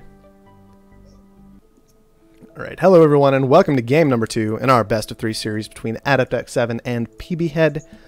PB Head taken game number 1 fairly decisively. Adept X7 only kind of barely made it to HQ level 5 before PB Head hit the finishing blow with his adrenaline-boosted Offworld market. Definitely some nice black market action in the early game, letting PB Head get a very significant lead. Well, I think we can be different though. Yeah, I think we can say with 100% certainty we're going to see a scavenger on this map. One scavenger. Because one person can found in the northwest corner and basically, scavengers. That could be basically control all of the iron. So that's the question. Will we see 1 or 2 scavengers? That's so interesting. There's 5 carbon tiles, and yet theoretically we could easily see 2 scavengers this game. Yeah. If we I mean, the one in the middle by the colony is great, right? It's got aluminum, it's got carbon, it's got water. It's in the middle, so it's not that far away from the silicon. That's where I would found this game if I got to go second. Yeah, I think it might be worth founding there during the death phase, especially since you're going to be scavenger. But I guess we'll see. Maybe. You can also potentially throw off your opponent that way, but you do obviously sacrifice that idea of maybe I want that extra $1,000 to kick on through. Yeah. Or even that extra 3,000, which I think is scavenger. Yeah. I mean, if you found now, you don't get it, but you also make sure your opponent doesn't get that bonus, right? Yeah. Because this part, to me, is extremely tense. Like, once you know there's money on the table, and if you don't click the button, you're passing it up, and you're just giving it to your opponent. Whoa, all right. PB Head's going to be the one to bite the bullet and go robotic. I felt like that's the worst location there, but maybe I'm wrong. We'll see. Well, he might be able to make it work. He might just be more comfortable with it. Well, he might be able to make it work, but I just think this is an amazing scavenger spot, especially with no nukes on the black market. Come on, PB, you've got 10. There you go. Just a little bit of a slowdown from him right there as he processed that he needed to sell his electronics. A slow upgrade. Didn't get it to buy by 10 a.m. on the first day. Yeah, exactly. That's what I'm saying. Like, well, it wasn't the slow upgrade. It was the slow, all right, he wasted like 5 seconds of steel mill production by being a little bit slow on his electronics sell. That's fine. I do like this for PB. He kind of identified I went first. I need to compensate for that somehow. I need to shift my steel around away from my iron part. Well, with the diminishing returns from adjacency bonuses, I mean, the two of them got 50% bonus. The other one's got 75, and that's not bad. And that's reasonable. That's very reasonable, I think, for the steel mills. And he's also split it up so that he can't have either his iron, or his steel targeted completely separately. He's got to hit either both iron and steel or just steel. Everything's just looking a little bit weird for Adeptex targeting right now. Not a lot of silicon on this map again. There's only one clump, and Adept is going for one of the middle tiles. It'll be interesting to see if he goes for the other middle tile to cut PB off forever from adjacency bonus on silicon. Yeah, we'll have to see. We'll have to see exactly how the silicon plays out. Silicon can be so awkward in the 1v1. Like, sometimes it's worth a lot of cash, and sometimes it does absolutely nothing. Yep. And it's mostly dependent on robotic, power. You're not going to see a lot of glass, so... Yeah. Network virus. I love the network virus. Oh, the network virus. Horrifying I've actually building. changed in Beta 7, the network virus will also turn your buildings on. Oh, no. So that sounds horrifying. It should be horrifying. I was so impressed yesterday with Qubits playing the market. Oh, that was awesome. To force the buildings to turn on so he could network virus. That was truly awesome. That's the one black market that I'm really... When you mentioned seal clubbing, I'm a little terrified of Qubit using the network Yeah, you're going to give things. that... Like, you're worried about new players and getting crushed, and then you're like, we're going to let players actually just turn the other players' buildings into giant money infernos with the network virus. Yeah, that's an interesting thing. If network virus is in the game, that means you have to think about... Well, that makes me want nanotech. Should I turn my buildings off, or should I just scrap them? You know? Whatever, I'll just rush nanotech and not care. yeah, exactly. What do you think about grabbing the other high carbon? It is a little odd. It was an entire extra claim. Oh, now he's going for or is that PB? PB is going for the other one. I guess he doesn't want to be cut off from carbon entirely. Yeah, I guess PB is trying to make sure that control of that market completely hasn't gone over to Adeptex 7. Because he can't could do any crazy shenanigans. Yeah. Yeah, I would have rather seen a second glass furnace, but... He's got it going up now. Yeah. Not the end of the world. Yeah, third glass furnace. Well, two is probably reasonable. Yeah, 2 is probably okay, especially on this weird map with silicon. Like, I don't mind it that much, just because silicon is so awkward. Those glass furnaces are actually going to be kind of hard to keep profitable. Yeah. I would have maybe grabbed that other middle silicon instead, because PB's grabbing it right now. So now they're both basically going to be Yeah, evens. maybe getting that adjacency bonus good to go could have been a bit better. PB Head is going to be the first player to get aggressive against his opponent this game. And he has also already secured a goon squad. Yeah. So he's kind of looking to be in a good spot to me. Yeah, those steel mills are making a ton, so... They do that. I should have thought about it, especially a scavenger should have thought about hitting it. Yeah, steel mills... It's very awkward that steel mills really are the big difference between Scavenger and everybody else, because carbon just dies in price so quickly. It starts at 20, steel starts at 60. And so even though that upgrade resource is a bit more expensive for most people, when they're selling it, it's making them serious money. So yeah. You know, we've been talking about all these early power surge and EMPs and how important that is to the beginning of the game. And, you know, it's interesting to think, if only there was a headquarter type that had a bit more protection against EMPs and power surges. Well, yes, of course. But no one seems to be playing that. It's very interesting. Yeah, it is interesting to see everybody kind of passing up on that scientific. Maybe the resistance just isn't quite good enough for them anyway. Maybe it's just that there haven't been really great scientific spots on these maps. Because for science on these maps, especially with pirates available, you really want the iron next to the water, in my opinion. Yeah. And I think a lot of players will agree with that. Just you want the iron and the water combination. If that's what you found, then you can go scientific. Yeah. Yeah. I mean, to me, I like to see at least iron plus something. Iron plus silicon can be cool. Yeah, I've gotten away with iron plus silicon before. I don't really like carbon most of the time, because as a scientist, these days as a scientist, I throw down a patent lab like every single game, HQ 3 or 4. If I've gone science. And so that usually means I can pick up carbon scrubbing. Yeah. Now, 1v1 is a different scenario, but 1v1, those carbon resources aren't going to be as valuable. Nobody's using chems. Very few electronics used, because not many off-worlds getting thrown up, not many advanced buildings getting thrown up. So you still just kind of leave you with that iron-water combination with possibly silicon. Yeah. So one thing I feel like I really would be disappointed by is if we never get the patent office to work well in 2-player. So that's something I have to figure out a way to solve, because it's such an interesting idea in 2-player of, like, you know, 2 different people battling over who gets which patents. But it's certainly not a factor right now. So Offworlds are good. You can't waste time. Got to get to that Offworld. It could be that simple. Like, you know, if we extend the game longer, then maybe patent labs become valuable. Or maybe there needs to be a patent that interfaces with the off-world market. You know, maybe there does. Could be interesting. Yeah, I don't know. It's kind of a weird. It is kind of a weird thing. Nice EMP. Yeah, it was a good EMP. PB Head's keeping up with that black market, just making sure he keeps getting stuff done. Adaptex 7 has not bought a single. Has he made? Yeah, like, has he made? He's made 1 black market purchase, and that was a mutiny on an elemental quarry, and then PB Head responds by mutinying away this geotherm. Sort of reminds me of Blues. I feel like these players kind of get pushed into being scavenger, even if they're not used to maybe using the black market a whole lot. Yeah, it's very awkward.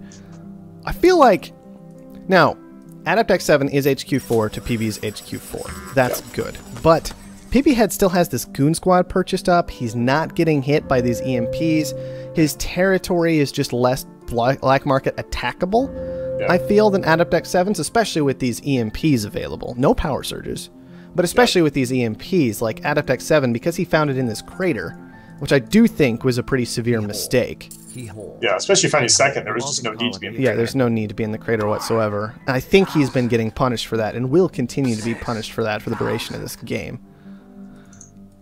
Alright, PB Head got to 5. Looks like he wants to secure some extra water with that. While he's looking at this mule, kind of deciding what that can do for him. All the primary resources are just worthless. Yeah, they're not worth very much. I mean, that's kind of to be expected, but whatever. You can grab some water with that. You can grab, what are these? Are these chem labs? What is happening here? No, those are wind turbines. Okay, there we go. So he's grabbing the water, but he's actually putting power up, which makes sense. He's at negative 3.4 power a second right now. I don't think he's built a single bit of power yet. Yeah. So just a lot of wind turbine. Oh, no, canceled a couple of them. Make up your mind, PB. I'm trying to talk over here. There you go. Solar panels coming down. Considering the price of power, that would be a good place for a power surge right now, I'd say. It seems like it's an unlikely place for a Goon Squad. Well, slowdown strike is what's going to go ahead and land next. Always interesting when slowdown strikes are available, because they do go through those Goon Squads. Maybe Adaptex 7 will actually be able to use that this game to really keep up if PB Head does manage to get that Offworld started. Can PB Head, I wonder if PB Head knows the game well enough to tell that Adept has not actually bought a Goon Squad yet? Oh, certainly. I think certainly PB Head would know that. It gets a little more confusing in 2-player, but if he knows that, wonder why he used the slowdown strike. Yeah, it is interesting, that decision to go with the slowdown strike, maybe rather than EMP, but it could just simply be, well, the slowdown strike was cheaper. Yeah. Cost me $4,000 less, so I'm gonna just use that. It'll let me keep moving to my off-world, but I still get to use my black market cooldown and get some damage in, you know? Yeah. Oh, you're right. It's a lot cheaper for him. Because PB has bought a whole lot of EMPs. I mean, Adept is just, he's just not using the He's not using the black market. And what's worse, his farms are now making nothing. His reactors are worth almost nothing. His glass furnaces are still doing all right, but he's still got, like, all these buildings right here. When slowdown strikes, EMPs are the only things available. That's just so He's just asking to be... Where are the Goon Squads? Like, he's just asking to be hit. Yeah, I don't know. Maybe he knows that the slowdown strikes is kind of useless, but then why isn't he hitting PB with them? He's got to level 5, so it's not like he's completely falling apart. But yeah, but here comes the off-world. The tile is scrapped. The money is had. Yep. There it goes. Farms are not even bothering with the hologram. Yeah, I mean, 1v1, it's really hard to actually utilize that hologram. It almost shows kind of some disrespect for the other player. Like, if you hologram, just assuming that they might get caught out by it. Yeah, I think it's always worth doing. I mean, just, you know, yeah, you may remember there was an off-road market there, but maybe you forgot exactly which one of those tiles it was, which one of the 3 steel mills. Yeah. there is this kind of awkwardness that most of the time when you're set up in a position like PB is, $3,000 wouldn't make a big difference. But on the other hand, like, do you want to wait for that extra $3,000 even to get that Offworld established? And then once you've put it down, why bother? Yeah. You know, it's just, it is a very kind of, it's a very narrow thing, but it can make the difference. All right, Adeptex 7 has managed to push to quite a lot of money himself. He's almost to the point of being able to establish an Offworld. He has a lot of excess carbon going on right now. That is not really where he wants to be. If he hadn't been hit by black market so much, he would have easily been able to use this carbon to do things like push to an Offworld himself, but... I don't know. I mean, it's just like, why hasn't he not used this black market? All right, like, there is a slowdown strike. I like that. The reason you play Scavenger in 1v1 is to use the black market. Interesting. PB had actually... Okay, he does have a slowdown strike saved up now. That's good.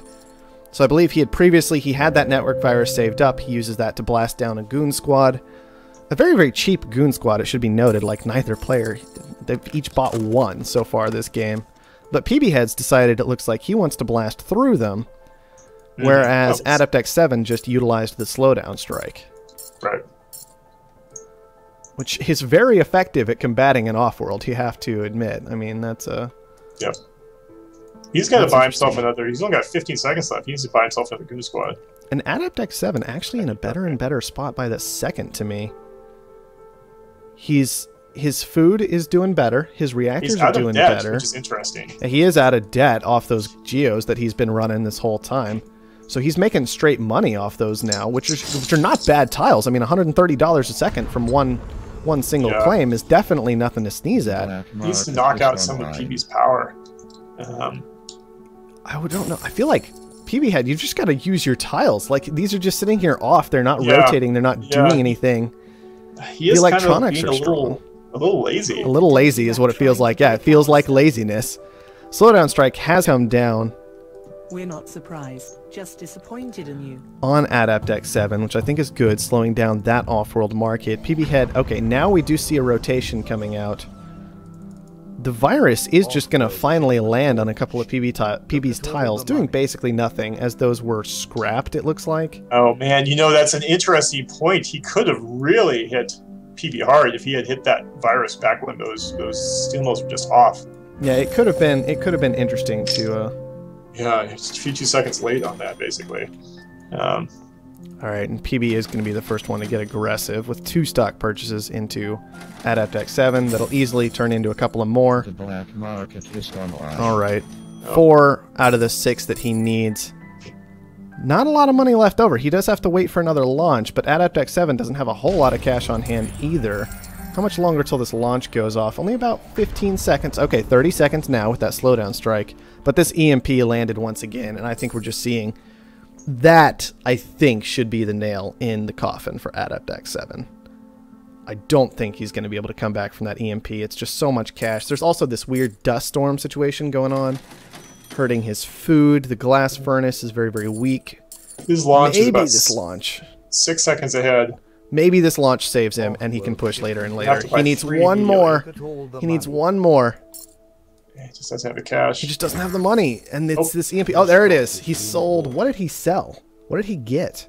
Was it just glass sitting there that I didn't spot? That might have been it. Could be. But Adeptex 7 does push it a little bit later this game. So suddenly this gets a lot more interesting. Boy, we're seeing some... PB does have the cash almost to throw down an Offworld. He's only about 5,000 off that. He could sell down maybe some oxygen and push that way. He is not going to stop with the black market to get this Offworld down faster, though. Yeah, I mean, Adep's got to keep hitting PB harder. He's the scavenger. Very, very, very close there's dynamite available for 3,000? Oh, yeah, there's dynamite available for 3,000 right there. PB Head does have his first initial Offworld goon squatted. Oh, and he's actually going to pick up a hologram for this second one. All right. We'll see how that goes. Okay, that's a good move. Dynamite to tear through a goon squad is not a bad idea. Unfortunately, it can get turned around on him very, very easily. And that's going to be painful because, if I remember correctly, slowdown strikes even slow down repairing of a building. Yeah, I guess so. That's interesting. Interesting emergent play there. Well, it just means that PB can basically throw that out almost whenever he wants to. Yeah. I mean, here's the desperation Adept is. And his one Offworld is not Goon Squatted, even though it's only $10,000. Yeah. He said use all that money to buy his own stock. That money, that black market cooldown. I mean, he did choose to go for the Dynamite instead of the Goon Squad, and usually I don't like that play if you haven't defended yourself already, because when it bounces, it's just coming right back on top of you, and... Yeesh. Wow, really, guys? Nanotech, that expensive? I mean, I could kind of understand it. He's probably worried about him scrapping the off-road market. Yeah, exactly. I mean, that is the concern, is that when your opponent can scrap that off-world, sometimes it can just be that little extra boost they need. They cancel the launches, they scrap the off-worlds, and that can be a lot of cash in hand. A long way away from winning this game. Oh, for sure. Like, he is nowhere close. PB's got that second off-world established. He's going into extra steel to make the money back from that he spent. He's going into glass furnaces for a very similar reason. He's already got the electronics factories down. And finally, the Dynamite lands. Well, I honestly think that'll do it. On the other hand, Adept X7 can keep pushing things longer and longer by buying into his opponent, but PB's just going to secure himself now anyway. And not really care. Like, he's pushed to 3 in himself. He might just leave himself in a position where he can very quickly buy up the extra 2 that he needs, make sure he's got that cash on hand, or just save up the cash in order to get the purchase done. He's really in the driver's seat, and there's not a lot that can shut him down from this stage of the game. We caught a dirty rat trying to break Offworld's coming back up, but 0 like Offworlds to 2 for an entire minute. Yeah. Wonder if he'll notice that third metal mine, which is not really a metal mine. Yeah, who knows if he's going to spot that or not. Never really took a look at prices this game from what I remember, but Oxygen is once again ridiculous at 687, and food's not bad either at 581. So that's always a great position to be in when you've got 2 launches that are so fantastic for the Offworld. And the EMP hits. Look at these EMPs, just all game long. PB Head's building a hacker array. I wonder, I mean, he doesn't really need it at this point. I just wonder what he's... I wonder what would have happened this game if Adept X7 hadn't been in this position. You know, the hacker array, a nice way to spend a single tile that's not really going to have any adjacency bonuses. He's surplusing chemicals, just trying to actually be very conservative. There's no reason to really risk anything. That is, yeah, I mean, I guess he just saw his opponent was making money in chemicals, shut everything else down at the black market, going to shut those down with the hacker array. Just not leaving any door open. Yeah. And then, of course, the surplus comes out so much faster than the shortage. A lot of the time when you throw down a hacker array this late in a game, it can be so difficult to actually make money off of it. Yep. But you can hurt your opponent's income quite easily sometimes, so... Which in 2-player is just as good as helping yourself. Oh yeah, of course, exactly.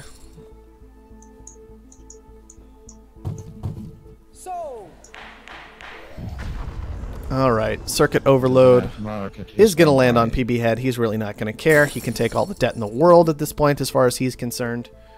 His stock price is likely never going to be low enough for it to actually hurt him for the duration of this game.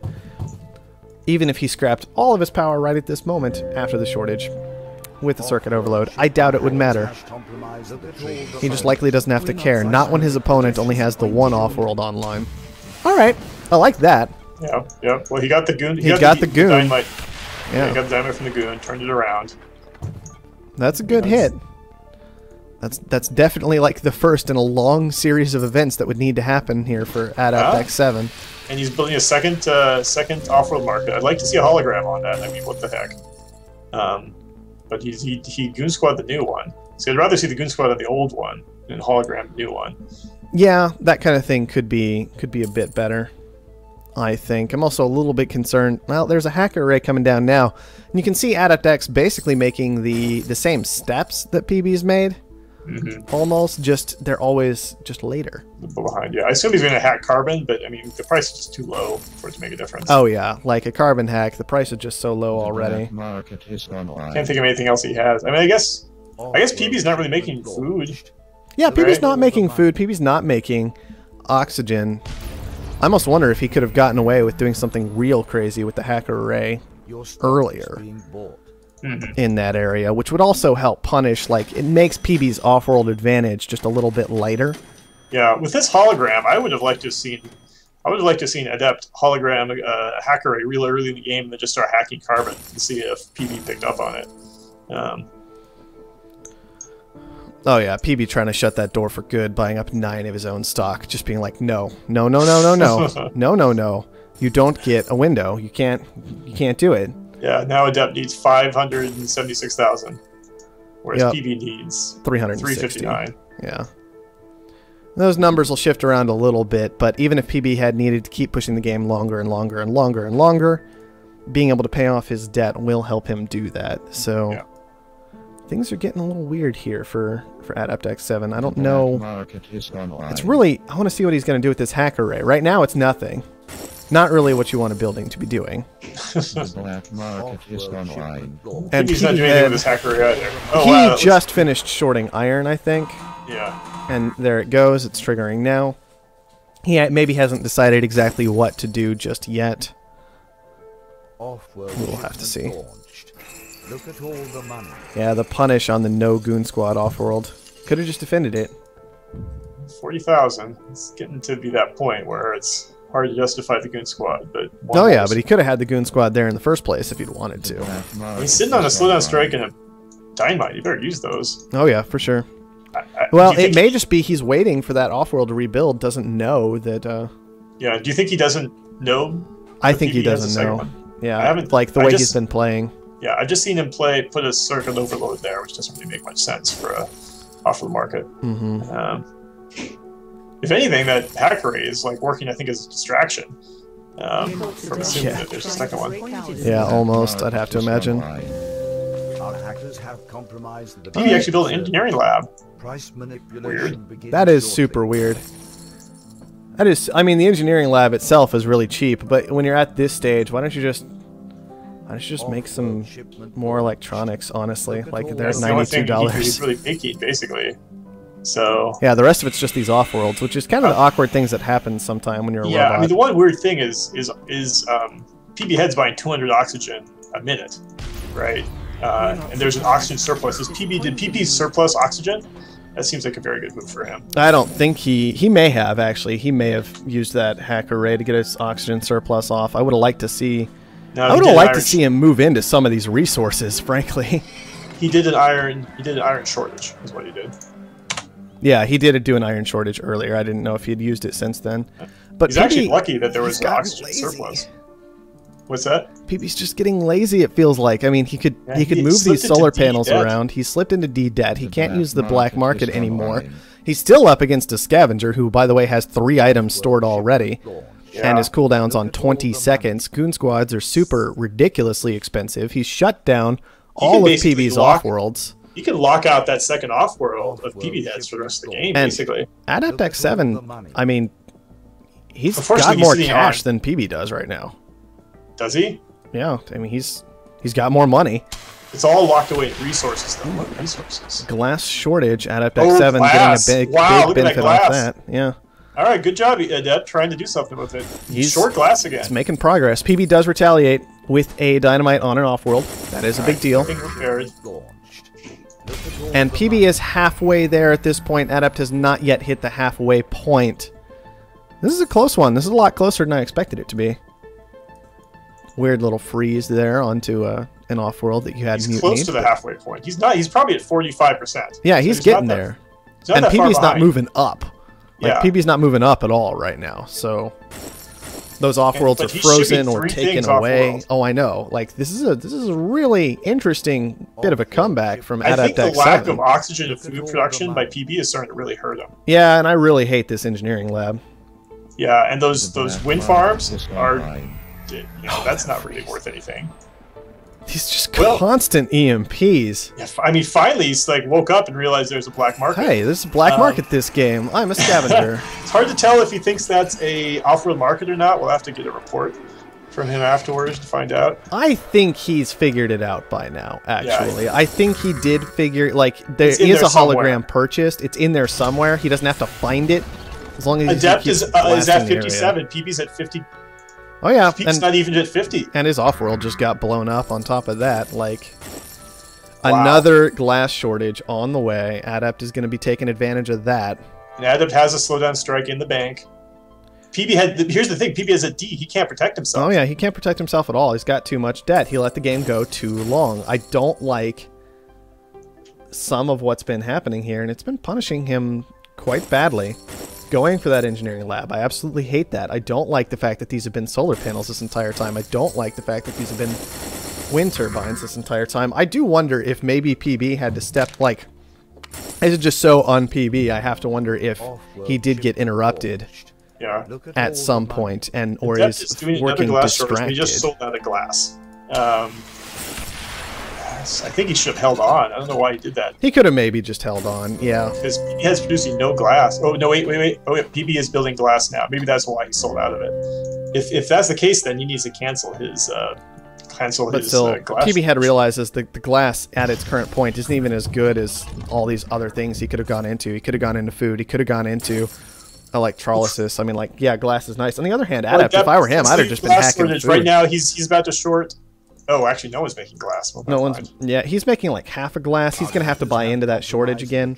But Adept's just sticking on this hacker array. PB has paid down a large amount of debt to try and push this game longer. But that means he's shorting electronics, which seems.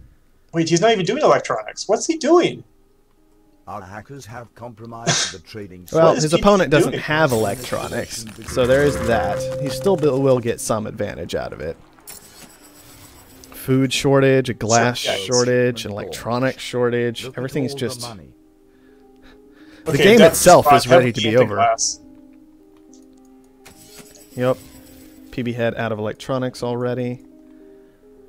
Oh man, I don't know. I called this one in favor of PB head, but Adept X7... He just blew up PB head's Offworld again? He just... Great play. Unendingly just fighting back. PB head's out of D. Let's see if he throws. Yeah, he paid down all kinds of debt constantly, but it also means he has no money to abuse his hacker array. PB head actually surplusing food while making food and upgrading food. An interesting moment is when PB head decided to buy up all the rest of his stock. Because that's actually saving him now. But on the other hand, maybe that cash could have been used for something else to actually finish this game.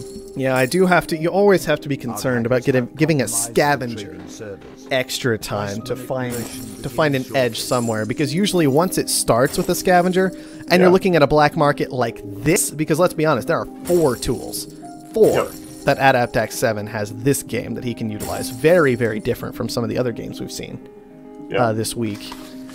That's not going to stop for a long time. It is starting to get to the point where those costs are getting pretty prohibitive. I mean, I think that was a 25,000 dynamite that just got picked up. Yeah. And it did land on Adept X7. So he's got to spend Adept, he's making 200 a second from all of those farms. Yeah. Oh, no. PB head is just nowhere near that. It's very true. Well, I mean, he's got his own farms making 242 a second. The engineering lab maybe is actually paying off for PB head a little bit. The game is going late enough that maybe it's doing enough. Maybe.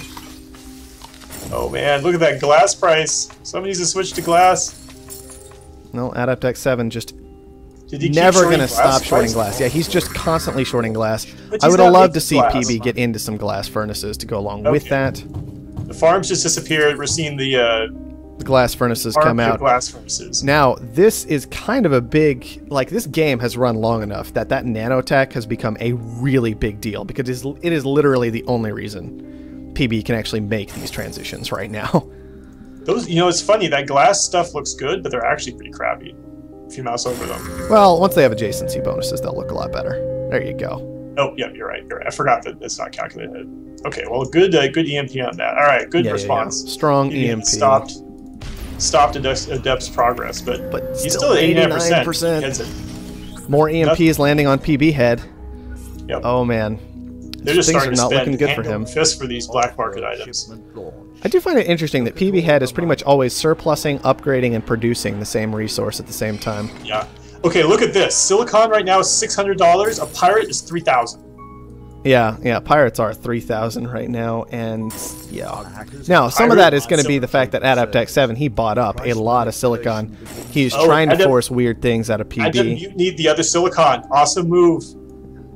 Well, it's just, we're going to have to... Now, he is sitting here burning. Well, maybe not. He's kind of okay. 800 a second for him. This is a very weird situation. With this glass getting surplus, I don't know exactly where silicon is going to land. Yeah, turn off your furnaces. Oh, he knows how valuable silicon is, but he hasn't turned it off. He's kind of okay there, because once again, once he's sold down all that silicon, it's going to be like $30 or whatever it was initially. It's not the end of the world, but I think trying to make this play was just getting a little too fancy. Yeah, he should have switched into a move of finishing him off. Because this shortage is coming through, but PB Head was countering with a surplus. He saw what was going on. It wasn't complicated. And PB Head's managed to push himself back into this game with stuff like that out of Adept X7. And even now, with all these surpluses and shortages going on, like glass got surplus, silicon getting surplus again. And these glass furnaces, once the dust is settled, are still losing money. Man. And he knew how valuable silicon was. That's why I'm surprised he's food launches stuck with it. There. What a shame, because those farms could be making... Okay, he just dropped all of his glass. Switching to reactors, which is perfectly reasonable. PB Head is awfully close to there, but wow, they're both in the 70s. It's like PB Head woke up again. Yeah, I think PB Head, like, turned it on. Was like, oh no, this is happening. I can't let this happen. Couple mutinies coming out. You know, double mutiny on the Offworld. $130,000. That's what's extending the game here. We keep seeing these guys go up to 70–80%, and then they drop down to 50 or 60 when they were blowing who knows how much on the Offworld market. Yeah. I mean, on the black market. Oh man. EMPs are 80,000. There we go. Pirates came down. 30,000. I heard them. Heard pirates. Where are the pirates? Finally, someone woke up to the pirates. Where are they? I know, because I see that price going up. It's silicon. Okay. So it was... There we go. They both bought pirates. Yeah. Oh, and the pirates are doing their fantastic... We don't like to... We like to hide inside the ground back after everyone got out of it. Well, shortages will do that. Yeah. The one thing is, Adept, it seems like he does his espionage and then he forgets about it. Because he was shorting glass at one point when he only had one glass furnace. Oh man, PB's at 90%. Adept's at 99%. Is he? Oh man, that's so terrifying for PB. 100%, 100%. He spotted it. Ah, Adept did it. Who had nanotech? Was that PB? It was PB. I think PB 93 to 100 is a lot of percentage points, but if he had deleted them both, I think he would have actually had it. I think PB had it with nanotech, like steals at 100, because even though it was, you got to remember that PB had half those stocks secured, so 93 to 100 really wasn't all that much money. Sure. I think if PB had scrapped, if he had canceled the launches, he would have had it. He should have deleted them when glass was 700. I mean, that would have been an option as well. Yeah, that's 140,000 right there. That would have been quite a lot of money in his pocket. I do think PB could have done it with nanotech and missed out on the opportunity. Good recovery from Adept X7, though. You and I both called it, like, oh, it's PB. He's dead. Yeah, this was not the case. Game. This is one of the best games we've ever had, for sure. Was not the case.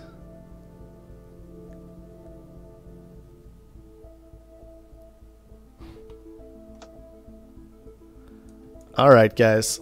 Let's go ahead and... that is going to wrap up game number 2. Yeah, 1-1 for the series now. PB felt like he threw the game away, but then Adept almost kind of threw away the game himself at the end. Weird. So these guys, Adept spent $385,000 on the black market, and PB had spent $387,000. Oh my gosh, that's fascinating to see, because at some point you have to start making those calculations of like, is that $80,000 I'm spending worth what I'm going to get out of it? You know. Yep. And how much is it going to hurt my opponent? You know, interesting enough, PB did lose, but you could see an argument for the engineering lab in terms of like insurance, which is, I have the lead. This engineering lab will only come into place if I somehow, if somehow the other player comes back. Yeah. I don't know. I think it can just be so difficult to utilize in that 1v1 scenario, though. Like, yeah, you kind of have to spread it out. Maybe, especially as a robot, you don't have the claims to abuse it very well. Like, you're spending one whole claim on the engineering lab, and then there's this idea that PB went into electronics, glass, and food, I think, for upgrades that game. And at any given time, he was making one of those. Yep. And most of the time, it wasn't quite upgraded yet when he was making it. It's just it's a very awkward building, in my opinion, to try and utilize in the 1v1 situation. I feel like if it had just been steel... Yep. Well, PB definitely could have made better use of his claims. There's a lot of things. A couple of times, like he had those solar panels next to the off-world market, so he's robotic. He wasn't getting any advantage off of those, right? He could have been boosting something else. Yeah.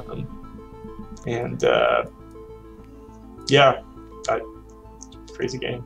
All right. Well, Black Magic brings up something interesting, which is that imagine how valuable thinking machines would have been near the end of the game if someone had built a pad lab and grabbed that. Yeah, I would have. Well, I would have rather seen that than the engineering lab. That's for sure. Yeah. Okay. I'm interested to see what's going to happen in game number 3, because game number 1 was decisive, and game number 2 was anything but. So who knows what's going to happen for this? It was looking decisive. I mean, It did. It did look that way. I thought it was over too. I almost want to rewatch it just to kind of still try and figure out what happened. Yeah, what happened to cause that ridiculous situation? All right, well, that's something for another time. I'm gonna go ahead and go get game number 3 hosted. Yeah, I suspect when we look back, it's going to be good use of the hacker array by Adept that really made a big difference there.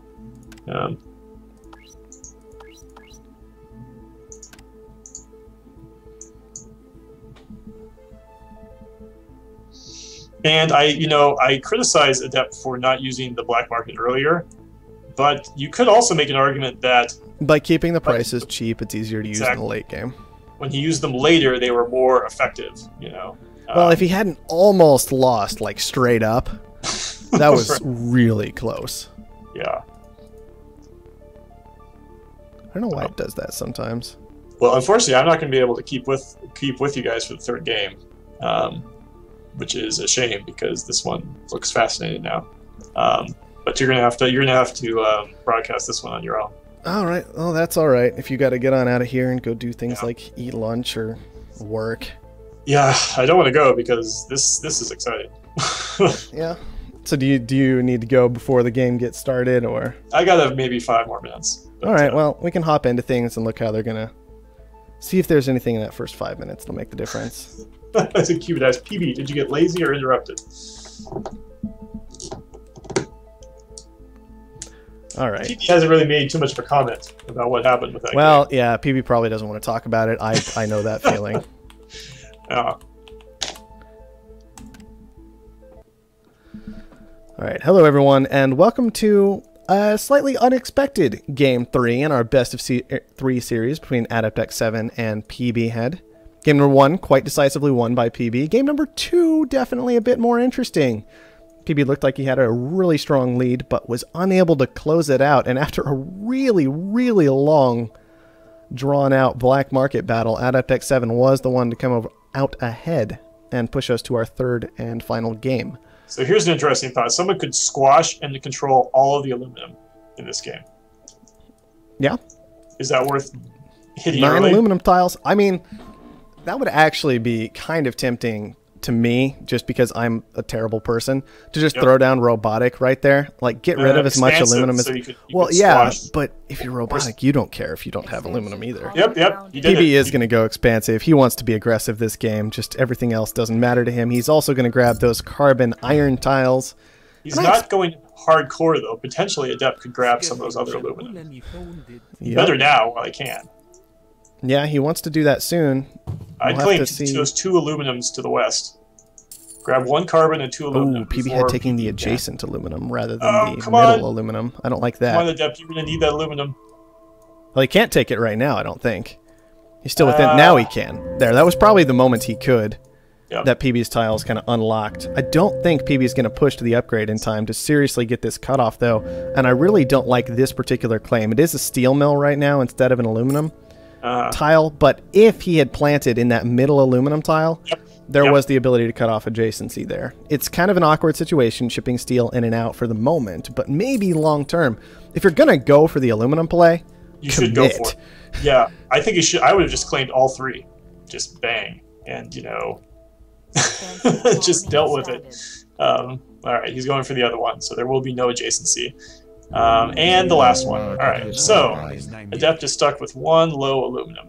That is going to be interesting. Is that going to be... Yeah, I mean, he does clean it up. No adjacency for him due to exactly how he's worked all this out, but it could still work out all right.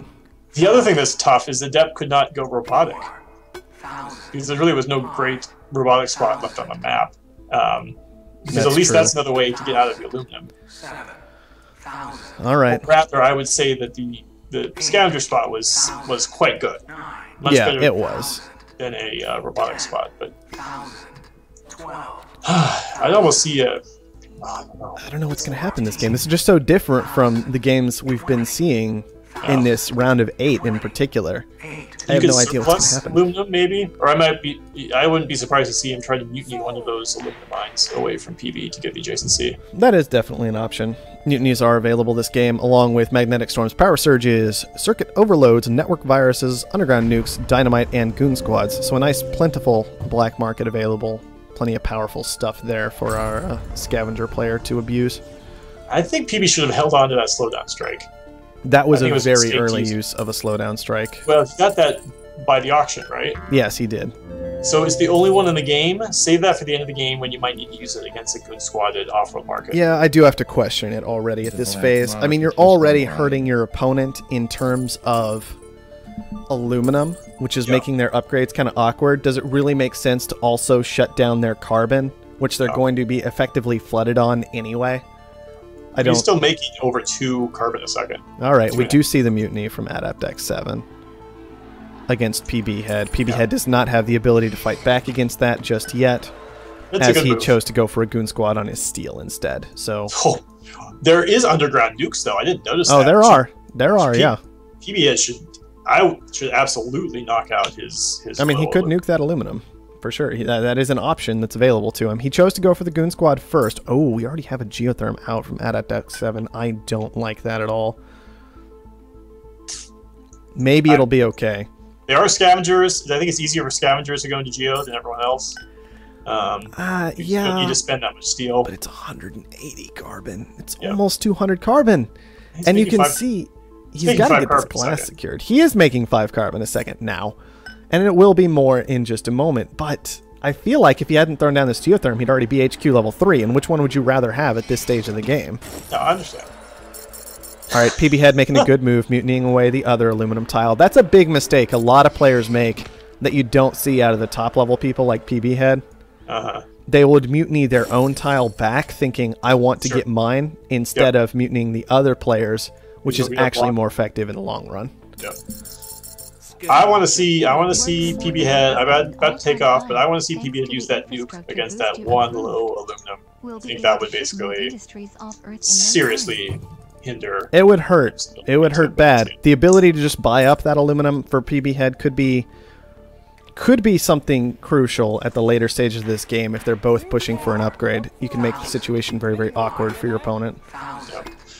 All right, I gotta head out of here. All right. Well, have fun. This game also might turn on whether it generates a new aluminum tile for auction. Oh yeah, I hate that. Which is actually going to be turned off in the next version. Yes, good. So excited. The last big time we see it in a game. I'd be okay with that. Cool. All right. Well, good luck to both players. And, I'll see you guys. I'll watch as soon as I get back. Sounds good. Bye. All right, guys. I think we're on our own at this point, and this will be an interesting one. I don't know how this is going to go. Very awkward start for both players compared to what they seem to like to usually do. Mutinies being fought over already very, very early in the game. Both players hit HQ level 3 at about the same time, which is it's very awkward situation. It's hard to say who exactly has the lead at that point. PB Head obviously benefiting more from the expansion, but Adept X7 may be able to utilize them a bit more easily. Carbon very cheap compared to steel. It's a very difficult game to call right now. PB Head does definitely have a small resource advantage. He is going to throw a nuke out, likely on... Where did that nuke go? On water. Interesting. Nuking out Adept X7's water already this game. That's not something I was expecting, especially considering the water tile was high. and that simply knocked it on down to low. Food shortage on the way. That could create a very interesting situation. Adept 7 actually deciding to scrap a reactor, move into extra water. PB Head has bought up a significant amount of it, trying to hurt his opponent that way. Hops out of it to benefit from this food shortage just a little bit, and I think whoever hits HQ level 4 first could get a nice big lead this game by being the first person to dive into this strong food production. And you do have to say, Adept 7 has got, once again, some very awkward territory, looking more like that first game than like this second one, just because of some of PB's small adjustments he's made to the economy as things have been happening. Alright, PB grabs up some food. Bit of a weird way to take those tiles, but whatever works. I guess he wanted the extra silicon, make sure he had that secure. Rather than... Look, guys, it's weird. I don't know what to say about this. It's weird. And, okay, is that going to be a wind turbine? He wanted the wind turbine. And another wind turbine. Alright. That's just what we're going to go with to get power for PB this game. Geotherm's perhaps not so available to him. Not really seeing a whole lot of geothermal tiles. Maybe none. So Adept 7 takes the only one away very, very early. I'm still worried about how much that slowed him down, going ahead and building on the tile rather than simply claiming it. But he's not that far behind PB Head in upgrades, so perhaps he's still easily in it at this point. EMP auction. That one could go for a lot. Neither player going to want to let the other have this. It could be very, very easily used to shut down a significant amount of PB's production. Adept 7 less so, but PB's still not going to want to hand it over and let it be used against him. 24,000 debt. PB doesn't want it for 28. He's going to go ahead and let that go. Now, will this... Oh, the EMP gets caught. That is a huge swing in PB's favor. 24,000 debt for Adept 7, and his stuff gets frozen.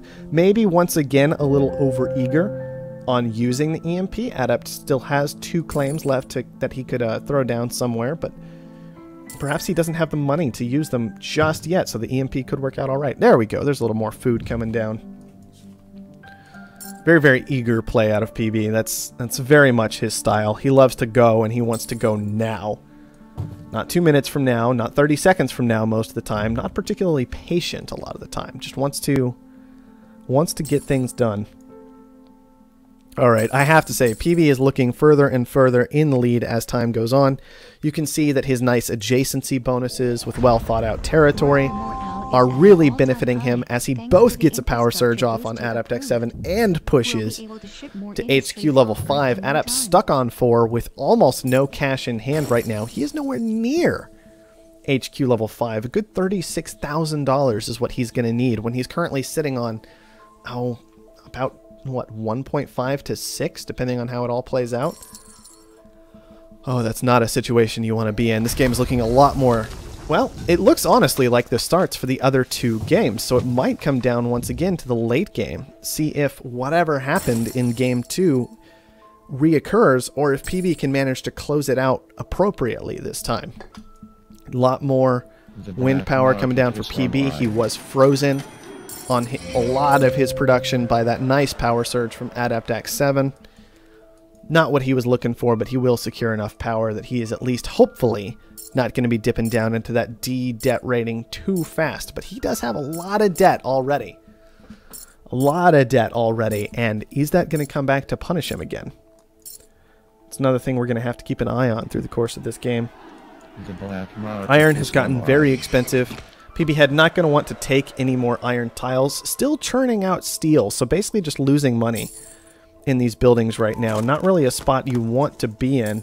He seems to be struggling. He's trying to purchase up electronics, but if that's what he wants to do, he should turn off the steel mills and just let the cash roll in from the iron rather than just burning it all. That's not the kind of thing you want to see right now.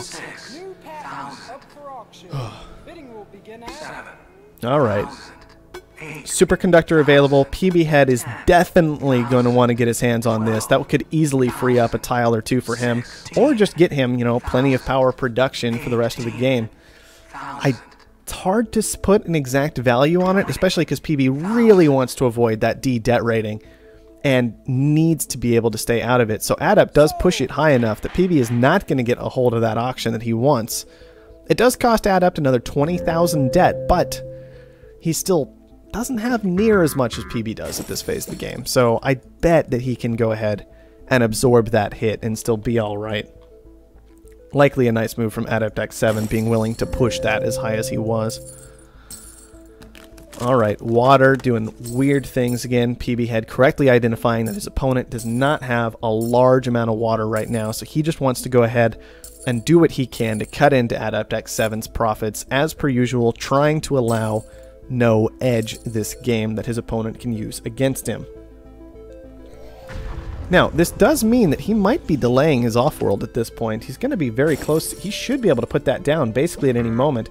There is a water shortage that is going to help him out with this play, but I am a little bit nervous about the fact that an Offworld is not coming down just yet. However, the argument can fairly easily be made that, well, you're HQ level 5, your opponent is on 4, now just 5. Do you really need to rush into that? Or can you afford to be a little bit silly with things this game? It's available. I want to see it happen. There we go. Going ahead and making that transition. That's something I'm very comfortable with this game. Now, PB Head is going to want to be grabbing up Goon Squads for that shortly, I think. Goon Squad's not all that expensive just yet. Not quite yet. And there are a lot of tools that can be used against the Offworld this game. Power Surges, Dynamite, and Mutinies, all available Black market is online. to damage that building, knock it down. Wow, PB Head already getting so aggressive. This is the advantage that he got off of sitting in that shortage for so long, like he was. He is back in that D rating, uncomfortable place for him to be, as he will no longer be able to purchase Goon Squads to keep that market protected. But very comfortable place to be is owning 4 of your opponent's stock before you even got the first launch off. A lot of this is off food, a lot of this is off water and that water shortage. Very patient play. He doesn't even get it done. He just cancels the Offworld and says, no, we're not having any of it this game. I'm done. I want to be done. And he's out of it. He cancels the Offworld straight into the win. Wow. I don't think we've seen many wins this tournament without at least one Offworld launch going off. So very, very, very aggressive play from PB Head. He was done with it. He wanted none of it. And he was going to decisively take game number 3 once again. I like it. Good stuff. Good stuff out of him. Adept X7 trying to keep up. Got blocked out of the aluminum. You can see that definitely hurt him this game, having to buy up about 9,000 more aluminum than he sold. The water was painful. Got put into some awkward places with transitions. I still consider this geotherm a mistake, straight up, for how early it came out. If he had managed to push to headquarter level 3 faster and had that cash on hand, then perhaps he could have avoided some of the weird water situation that PB managed to create multiple times that game a bit more effectively. That water nuke also coming through for PB Head, just opening up those plays for him. I definitely love to see early nukes being utilized successfully. So that is going to go ahead, I believe, and wrap us up for the day. I liked it. It was 3 kind of different games there. Different strategies being utilized. Everybody's got to think about all kinds of additional things when founding, and that third one in particular with the weirdness with aluminum. I liked it. That was really interesting to see. I'm going to have to go over game 2 again at some point. But still, the series does end up going over to PB Head to 2-1 over Adept X7.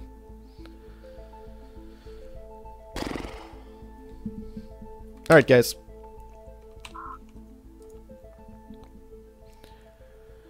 Let's see. Tomorrow is going to be the Black Magic Sorin game. I'm not entirely sure what time that is. I heard noon, but I don't know what. Probably noon Eastern, if what was said was noon, because they're both going to be at the Mohawk office. I think somebody could correct me if I'm wrong about that one.